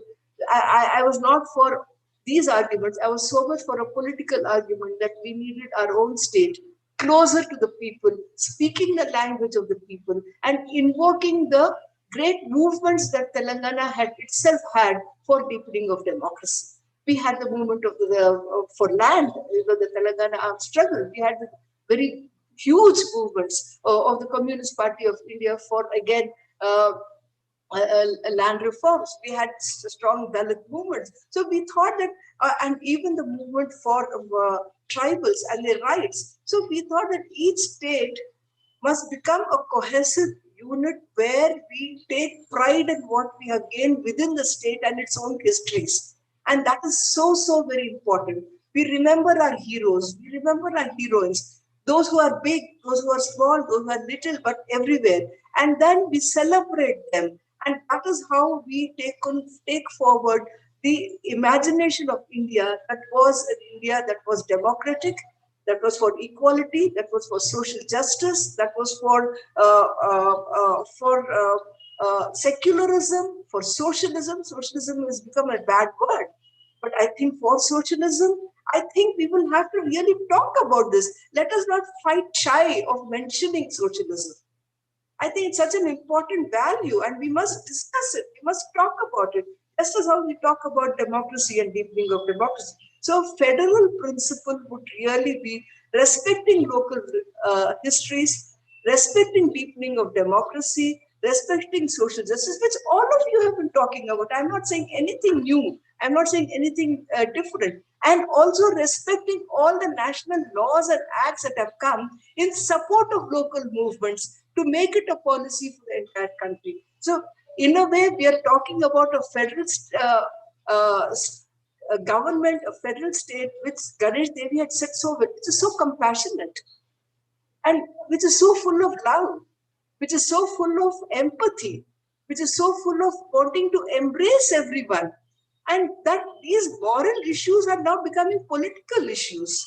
You know, they've been reduced to politics. I think these are very high level moral, ethical principles on which the nation has rested itself in its constitution.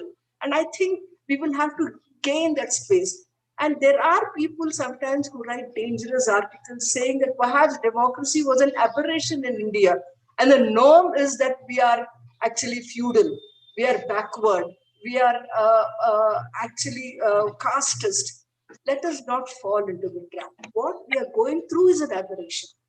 We have to have a narrative saying that today's what is happening is an aberration. Otherwise, we have given up the battle.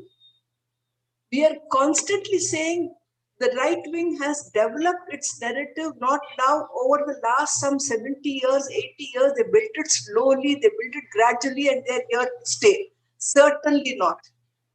They have not built it at all. They're not here to stay. We have built a larger framework.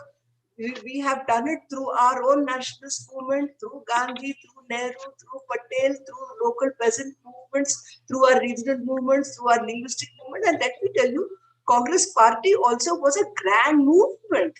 It could be a party now, but at one time, such a grand movement that even when there was no notion of linguistics, the Madras presidency, it was not a Congress of Madras presidency. It had a Congress committee of AP Congress committee and the language-based Tamil Congress committee. You see, Congress party was so inclusive. It was a movement. And let us own up the movement. I'm not saying let's become Congress party, but there is something like owning up a movement. We have to sort of look at our memories, relearn our memories, reinvent our memories, and let us also be clever, suited to the modern purpose. I mean, there's no point in saying the same thing that Gandhi said, but put it in the context of today and say, this is what Gandhi said. There's nothing wrong in it. Because you're quoting Gandhi for our contemporary context. Let's be clever and let's do a new memory. And let's talk of these people, the right-wing fascist forces, are an aberration in India's history. we have otherwise given up our battle, and we are not allowing this battle to be given up. And if within this framework, let me give you one or two anecdotes that gives me the strength to say what I'm saying. I mean, one has to go back to one's own personal experiences. This is when tsunami came, and we, the foundation, we're working in Nagapatnam, which was affected by tsunami in Tamil Nadu. There we were finding youth were working so hard in sort of cutting nails of children, doing haircut for them, giving their bath, and taking care of them in Dalit, vadas. So I asked a group of them in the evening, why are you doing this? What do you get out of it? You know what they said? For the sake of our nation. Now, one would think the poor would not want nation. And here suddenly, it was such a revelation. They said, we are doing this for our country. So somewhere the middle class thinks only they have a monopoly over thinking about the country. The poor don't. Let me tell you, the poor care about the country. They care about so much that if there is any movement in this country, across states, it is of the labor. We've seen it in our migrant labor issue. They know the country and they care for the country far more than you and me would. And they would want the country to be good for themselves to be good. The movement of labor in this country has shown how nationalistic they are. From Bihar, they go to Kerala without a passport. What if there was no nation? Then they would have had to apply for passport and visas, and then they would have been finished. And they know that. They know that it is easier to go to Kerala, perhaps. Of course, they've been pushed. Than to Dubai, perhaps. The first option, So somewhere, let us see that the poor want the nation. The poor want the well-being of nation. And they feel national. Just as our capital needs nation, I think more than the capital, the labor needs nation. And we have to protect the labor. Give them the rights. Give them the protection. Give them the security. And not give. It is their entitlement. It is the social justice that we talk about in federalism. So somewhere we will have to do the vocabulary of left-wing politics without sounding left-wing, because left-wing has become a bad word, socialism has become a bad word, labor has become a bad word, poor has become a bad word, women have become a bad word, violence is, I think we will have to say the same thing, but do it in a manner that we are actually putting up front the issue of equality, social justice, human rights, secularism, democracy, which makes full meaning for 75% of the population who are still fighting for their rights and their entitlements. This government has ignored them completely. But how to make it, give it an emotive content? Because, in politics, which I have learned through my political science, that the power of emotion and not reason, which Sitaram had talked about, power of emotion is far more than the power of reason.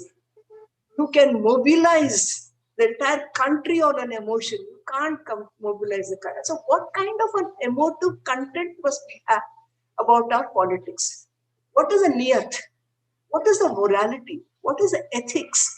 What are we talking about? And how do we put it, saying that we are making a moral argument?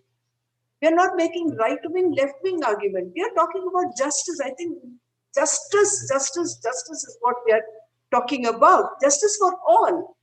And if these are not happening, I think we will have to go deeper into, which is, of course, good for our analysis, but what are the structures in the economy that is pushing it in the direction of authoritarianism? At least we should be aware of that. We're talking about Ambani's, we're talking about Adani, we're talking about big business. And somewhere fascism, big business, they all go together. And Hindutva, Hinduism, they're all part of the same package. So we should know whom are we actually confronting? Whom are we against? And how do we do it in a non-violent fashion? The moral argument comes only when we, as all of us here believe, it has to be democratic, it has to be non-violent. You lose the minute you're going to be violent. And this is what one learned from Gandhi, that so much of non-violence that they were not against the British per se, but against British imperialism. We are not against individual big businessmen. Otherwise, I would have been against Tata by now. given that the tarnished issue. We are not against individuals. We are against a larger system that seems to be gaining in being with those who are with the present disposition. And we will have to sort of appeal to them, telling them that, look, take courage. Take courage. You know, telling when Birla took courage to say, let me fund Gandhi.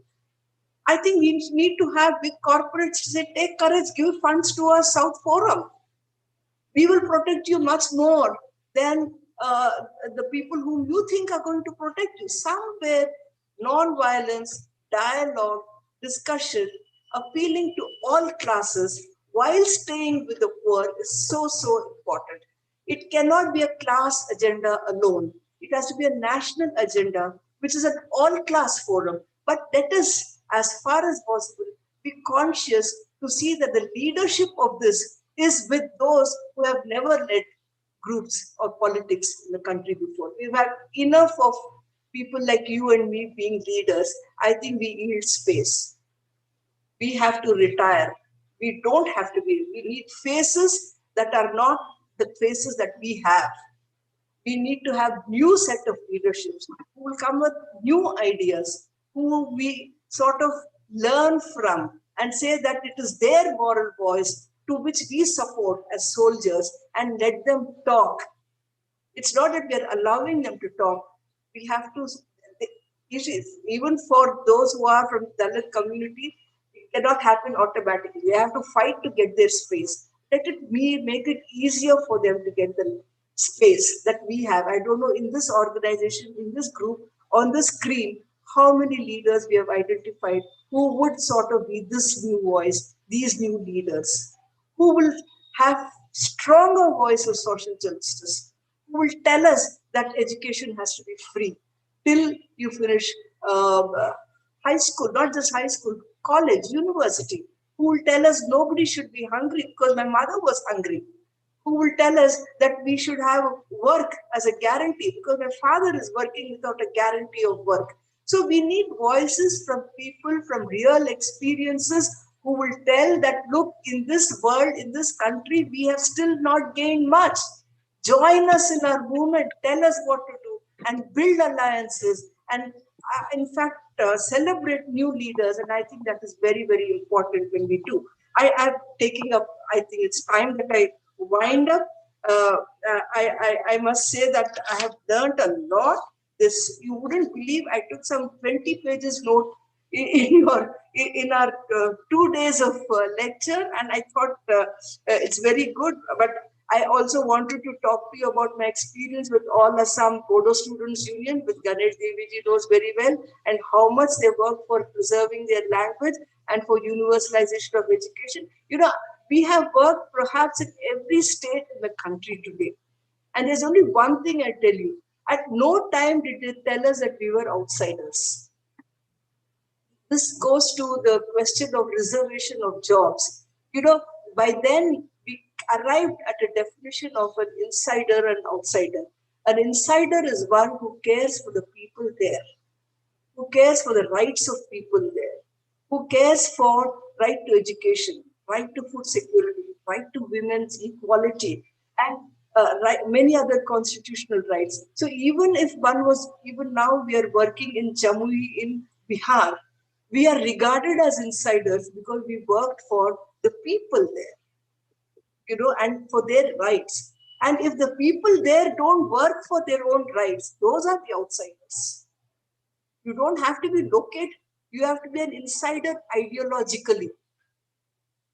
If you're right wing and if you're working in Bihar, Jamui as an RSS volunteer, you're not an insider, you're an outsider, you're not for people.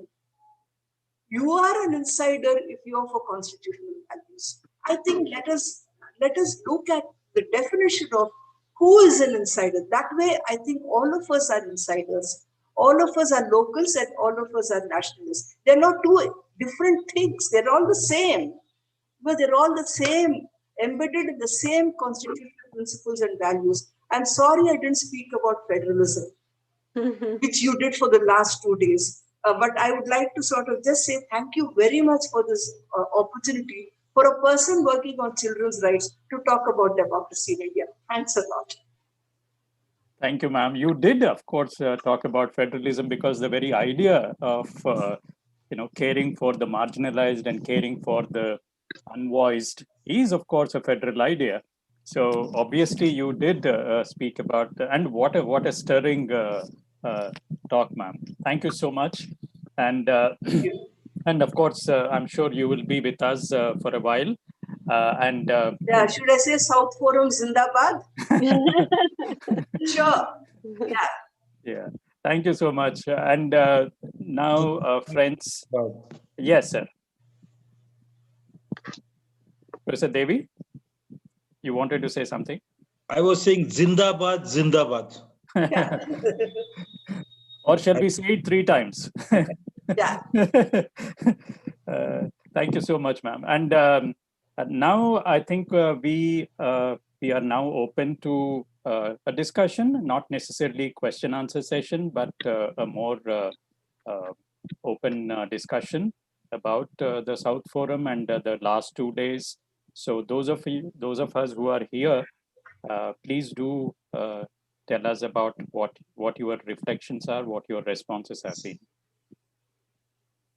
Of course, please unmute yourself as well as also start your camera so we can see you and we can hear you.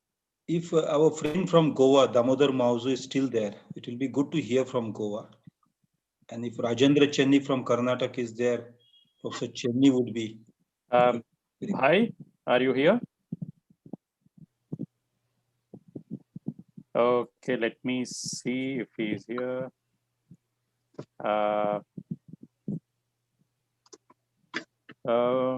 No, I don't. Dr. Chenni?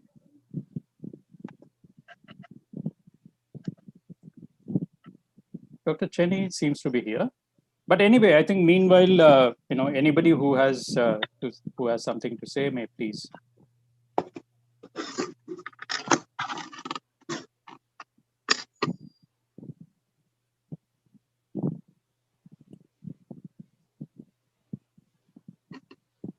Professor Vijay Kumar, if yes. This is Robi Rajan, there is something a certain dissatisfaction, I guess, at Shashi Tharoor and how he kind of framed certain kinds of issues, and I'm just throwing it out there. I can't really pinpoint the source of my dissatisfaction, but there were 2 questions that Professor Devi asked. One is,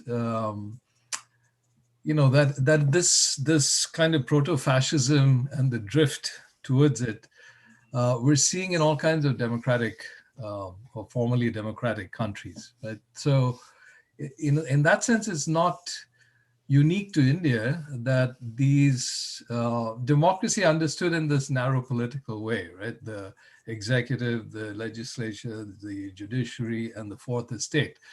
That somehow this combination of these 4 institutions has built-in checks and balances that would somehow, correct and then prevent this kind of drift. And I think, one uncomfortable kind of fact or question I'd like to raise is, are these 4 institutions by themselves, do they have the capacity to renew themselves, Or are we seeing a kind of inevitable drift towards authoritarianism, majoritarianism, and so on? So in that sense, India is not necessarily unique. And the idea of federalism, does that rise to the challenge of at least slowing this drift or correcting itself?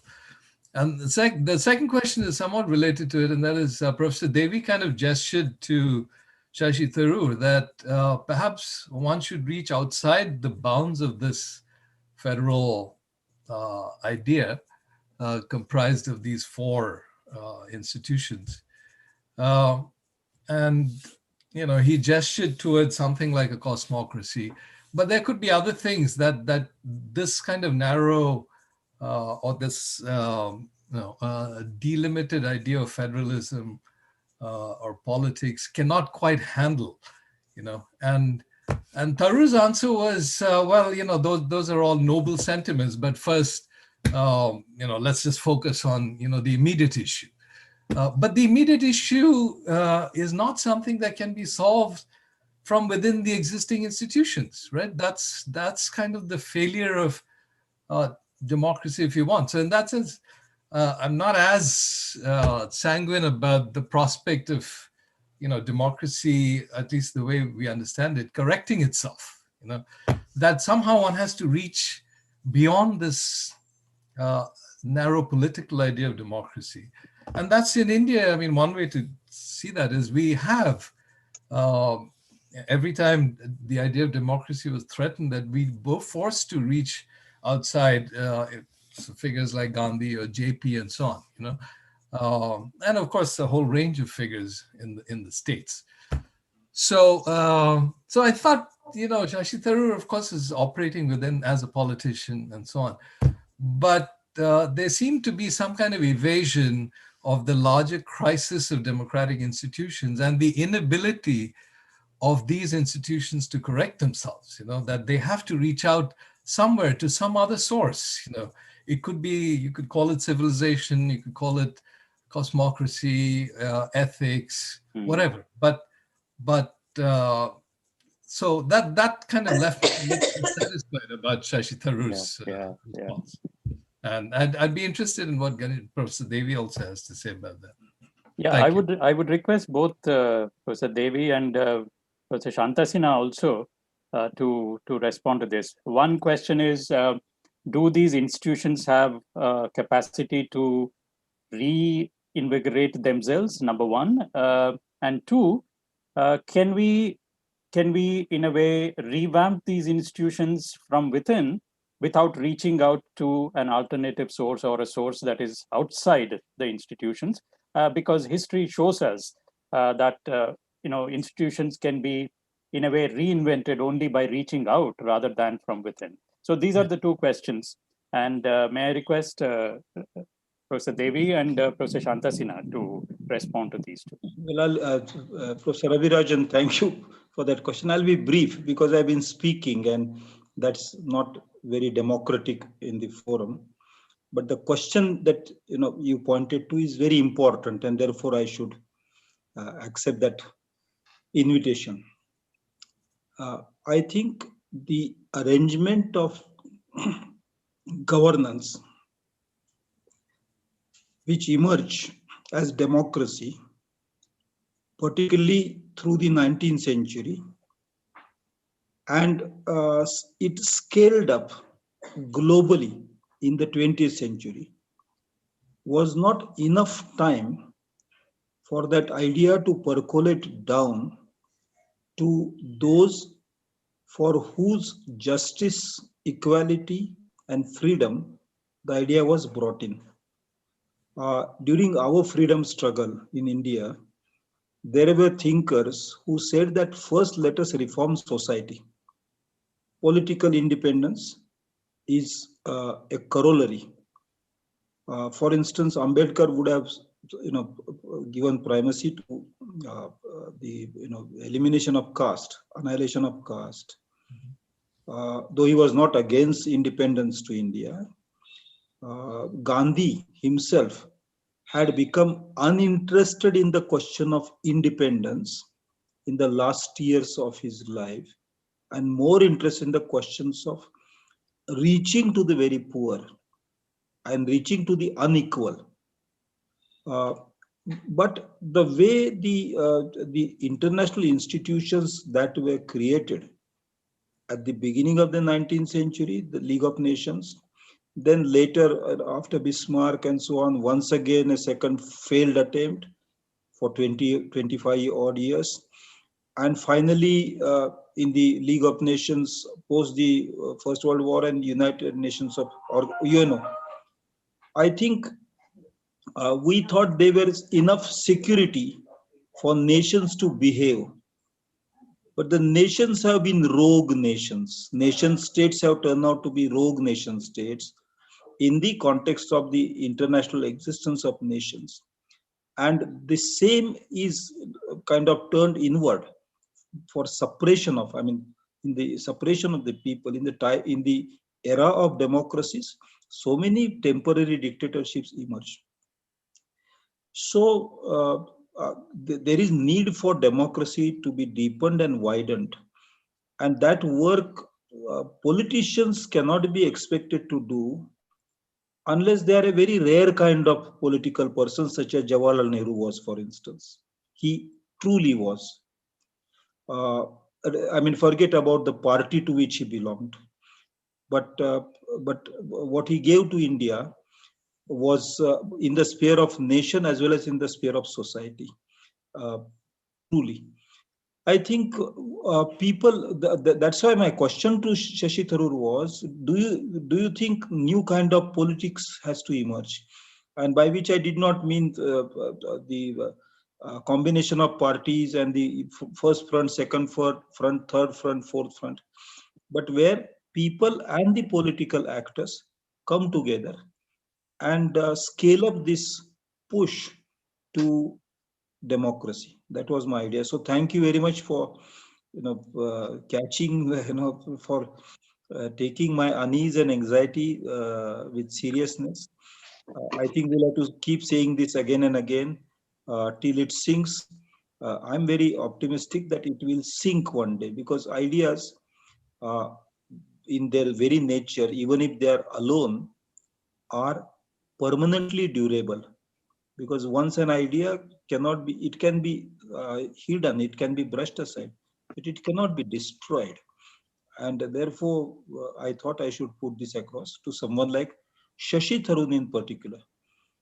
I would not ask that question to a normal career politician, but I thought I should ask it to Shashi Tharoor. Thank you very much for pointing out the gap between the question and the answer. Thank you, Professor Dev.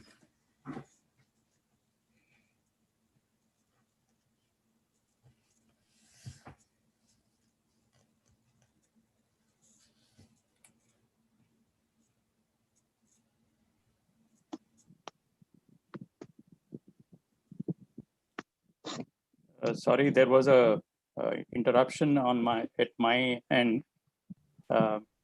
So if Dr. Devi has completed his response, may I request Professor Shanta Sina to respond?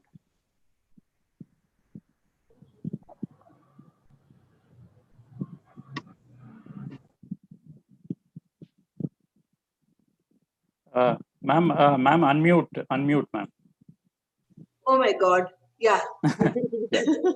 No. What I'm saying is, it is important for us to look at the millions of mutinies that are already happening on the ground, and recognize it for, and where there have been positive responses also in terms of distribution of rations and food security. If you look at the work done by the Anganwadi workers, the Asha workers, if you look at the work done by the local CDPOs, if you look at the work done by the police head constables, we hear the bad stories. But I think when people are mobilizing and when they also feel compelled that, look, we have to do something about it, and they are working, this is what deepening of democracy is. They are part of the last leg of the system. An Asha worker hardly gets even 700 rupees per month, but she feels she is the system, and she feels she is responsible for distributing of whatever, and then she is responding. So somewhere I think all these little acts will have to be talked about in a profound way.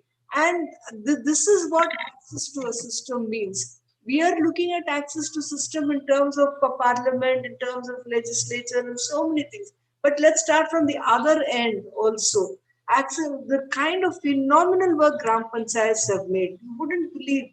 These are young sarpanches. They are from the Dalit communities, BCs. 50% are women. And the amount of work they have done during this phenomenal times of COVID and lockdown. So let us not lose heart. There are people who are working to make the system happen, and we point them out and we say that, look, you want to demolish this, it won't get demolished. We laid the foundation for it. This democracy is going to work. I think that should be, I would look at it in that manner. But if you look at the judiciary, if you look at the MPs, if you look at those big gods, there are little gods of Maisama, Pochama, Mallava, they are working. The big gods of Ram and huge gods are not working. So let us celebrate they are also working, ma'am. They are working overtime. no. So let us look at the work done by those who are shouldering so much of responsibility beyond their means. And if I can share stories of it, I can get some of them to come and talk to us about it. I am forever getting inspired by talking to them, and I think this kind of positive energy, I feel, is so important. Some institutions are working, but certainly the institutions that are meant to represent the people aren't working. You find all the laws that have been made have been hopelessly anti-people. Even at the state level, in Telangana, you build a flyover and you don't build public hospitals during lockdown. The whole thing is rotten. The system is rotten. But then the energy must come from below.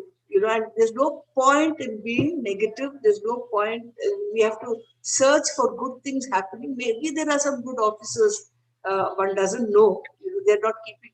They become so silent. You don't even know who the good officers are before they're killed. So sorry, I should stop this loose talk. Yeah. I think what we have to do is, the system is getting access. People have at one time lost faith in the system. That is why they walk miles back. If the migrant labor walked back to their homes, that is because they had no faith in the system. They knew there is nothing that they're going to get from the government. They have to fend for themselves. That was a period of absolute cynicism and scary cynicism that we had faced in our democracy, when they walked miles, that there is nobody for us. Neither the middle class, neither the rich, nor the system. There is nobody. We have to take care of ourselves, they said. And they showed us that what power they have in their cynicism about you and me.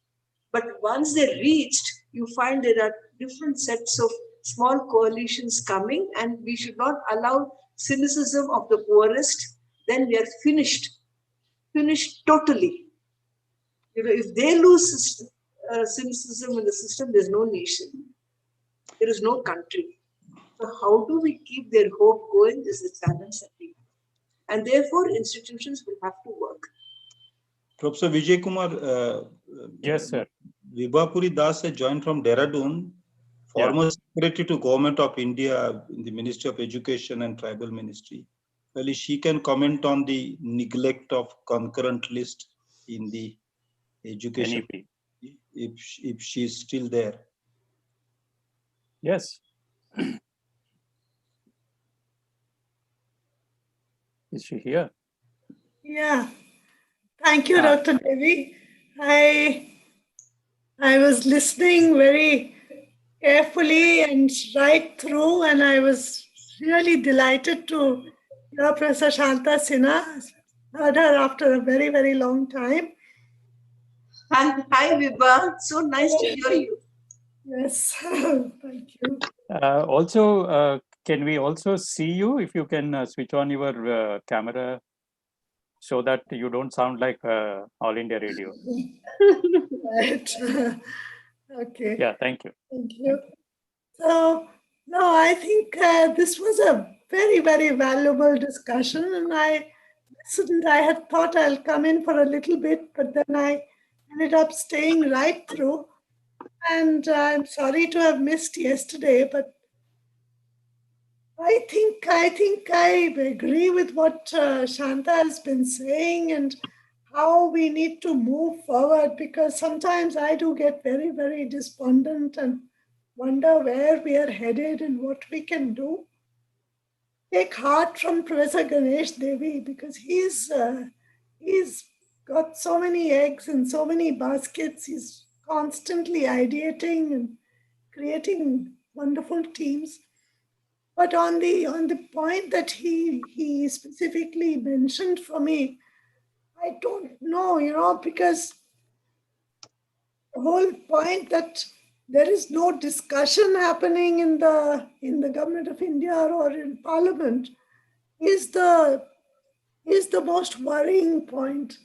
And whether it is education, whether it is agriculture, whether it is labor, I think people who are taking decisions, they are taking them for a certain defined purpose. Now, how do we capture the imagination? Maybe what Shanta is really talking about. Most of us we keep talking amongst ourselves, even in Dehradun, but we don't really know how to move forward on this. And this is a crisis which needs people like you to help address and to find those hopeful voices or who can take us ahead. That's what I'll stop there. Don't have anything more. Thank you. No, specifically about the new education policy, we would like to hear your views on that. Well, on education, I think it's again a one size fits all kind of imagination, which obviously doesn't work. Now, in this, I would say we have, for a long time, it's not just this government, we have not been able to do very much as far as education is concerned, even earlier. And this is a failure of how we conceive of education, from school to higher education, all told.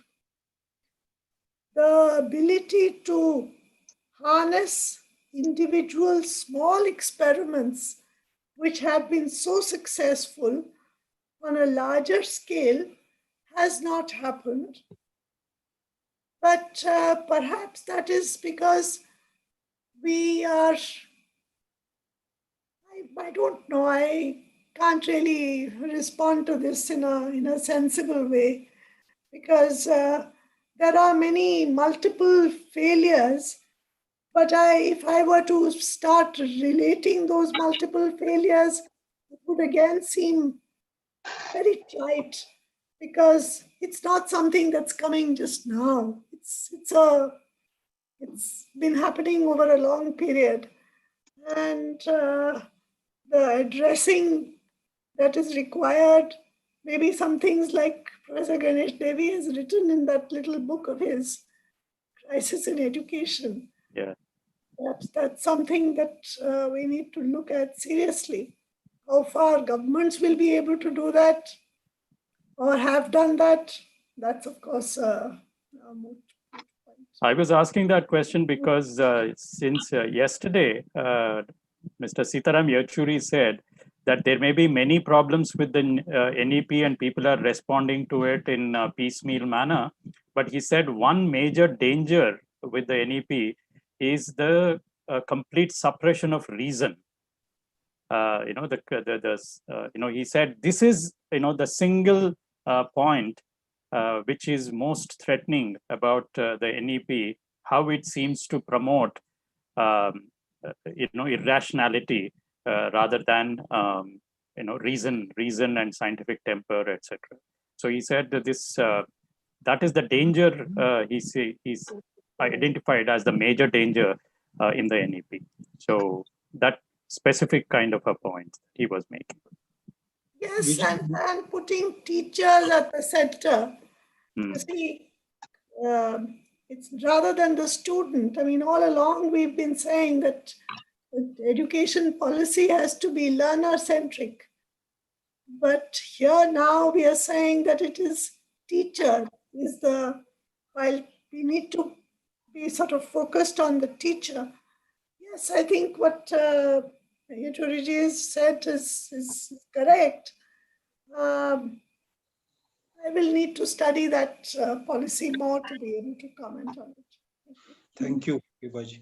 Vijay, Ulka Mahajan and Rajendra Chenni both are here, and it will be good to hear from them. Besides Chenni? Yeah, Ulka Mahajan. Who, sir? Okay, Ulka Mahajan. She has been, waging large struggles for workers and landless people in Maharashtra. If Ulkaji?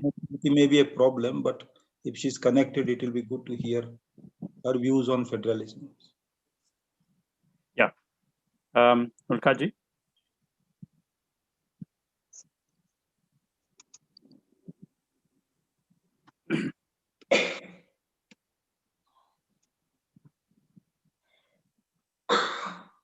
Can you hear us? She is here. Or Chenni, if he is there. Yeah. Dr. Chenni? Can you hear me? Yes. Yes, and we can also see you. Okay, I just have about 3 brief comments to make.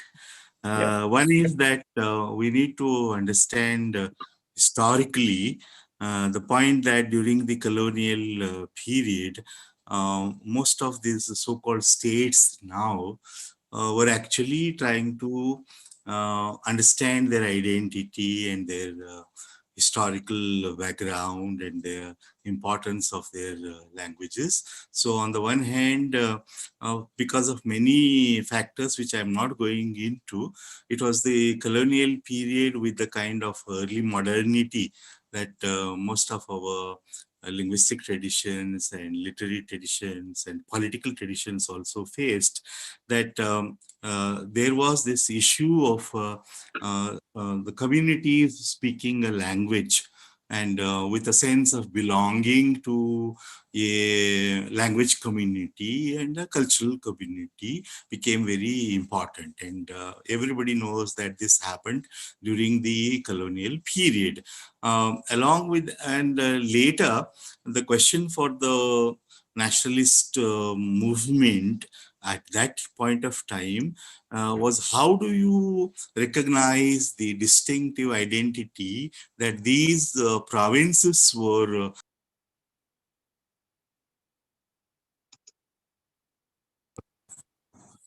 I'm sorry for the interpretation. And the question was that here, probably for the first time after a long gap, many of the provinces in India were trying to understand what their identities were, what their histories were. Actually, this led to the kind of identity search, I would say. But at the same time, the one canopy that brought all of these searches together, explorations together, was the anti-colonial struggle. And there was a belief which was so strongly supported by Gandhi that once we attain political freedom, all this would be taken care of. And he made a wonderful statement about federalism, that federalism should not be imposed even with something resembling a constitution. It should be more like the states in a very amicable, friendly manner, agreeing to be part of a union. And that is reflected from the Karnataka point of view. When we had our Karnataka unification movement, which always took the slightly, I would say, not very conservative, but I would say accommodating attitude, that even when we ask for a separate political entity called Karnataka or Kannada land, this will not in any way be detrimental to the anti-colonial and the nationalist struggle, and this was supported by Gandhi. I'll just add one more small example. When Nehru was opposed to the formation of the linguistic states, believing that this would lead to some kind of balkanization, as we now talk about it, Karnataka took a long time. It believed in conversation. It believed in dialogue with a very powerful leader at the center. And Nehru, of course, agreed to it. And you know how it happened. So I think there was we have been talking about the skewed, I think, emphasis on centralization, which has been there in our constitution and also in our past history. I think the reason is first of all, there was no nation, and therefore, even Ambedkar also believed that there should be a fairly strong state, especially because the other agencies of the civil society would, according to him, certainly refuse to abolish caste, abolish Varna, abolish inequality. And this could be done only when we have a state which can, initiate these very broad national level kinds of programs and initiatives. That's the reason why I think the constitution and the early history of the Indian state was skewed a little more. I would support it, and I would say that that was the right and the necessary thing to do at that time. But unfortunately, as it always happens, it also led to the vested interest taking over the center, and also the asymmetry between the south and the north, etc., which led to a kind of a vulnerability, I would say, in our formation of the state and the center, which would not think about social justice or about equality, but about power. I think that is a legacy that we need to address. That's the one point. The other point I want to make is that the institutions of democracy here in India should not be considered in isolation. I would say that our history is that these institutions of democracy are not a gift of a Western liberal tradition. They have been product of the participation of the common people, as Madam was trying to point out very brilliantly. I don't think we should harp again and again on this so-called liberalism, etc. See, this was an experiment. This was an experiment made by largely illiterate, extremely backward, oppressed people to try what this democracy is. And I think the problem now is that they have no space at all. They have absolutely no space at all. These people who successfully participated in our democratic institutions are no longer there. It has all been usurped by international capital. I'm sorry to say, during these discussions, very little mention was made of the international financial capitalism, which has destroyed the kernel of these institutions, which has displaced the actual participants of that democracy in Indian history. It's the peasants, the farmers, the women who took part in the democratic institutions and strengthened them. Now, our issue is, on the one hand, yes, you have a fundamentalist party which has never believed in democracy, and therefore it wants to destroy the democratic institutions. But as Madam was trying to say, let's also emphasize the fact that even we are short of recognizing the fact that these democratic institutions were given some balance and some power, not because of the native elite who led the nationalist movement, but by those people who were illiterate and who made those democratic institutions powerful. And I think the only way you can today fight the wrong kind of federalism we are seeing now, centralized, autocratic, anti-democratic, anti-people. This can happen only when we bring back the people into the democratic institution. Sorry, I've taken a probably longer time than I was expected. Thank you. Thank you, Dr. Cheney. Yeah, Ulkaji, is she here? She's here, but I don't know if she's finding it difficult to join.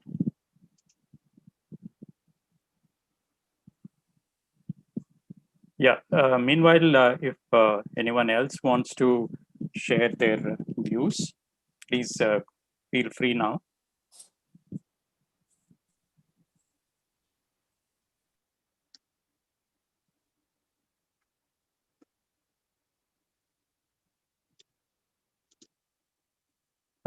Dr. Devi, is there any way of checking if Ulkaji is here? I'll telephone her and find out. Yes. Yes, sir. Yes. Yeah. Yeah. Meanwhile, if others have any general views on the road ahead for the South Forum. Is Dr. Abhijit Vaidya still there? No, probably no, is. Okay. Yeah. So in that case, I think concluding remarks by you and Professor Kalam would be a good I think idea. Professor Kalam would be the yeah, I thought since you are already in the flow, maybe you do it and then I will no, take no, no. it later. Within month's time, we need we need a separate, a different note. So yeah, yeah, Professor Kalam, please take yeah. over and wind up the session. Thank you. Yeah, with Professor Kalam's notes, we close it. Yeah. Okay. Thanks a lot, all of you, for joining. And these 2 days have been very productive in terms of just not listening, but also sharing some of the views which were there. And we do hope that this trend will continue. And probably these sessions have been long, but there was no other way of doing it. Say, for instance, if we physically met, we would have spent much more time together, in fact. Therefore, though this constraining and restrictive ambience has been there, I feel that most of us have got to learn a lot. And hopefully we will continue this kind of a thing in future too, and with support from everybody. And it's been great that 6 speakers spoke to us, and there are others which were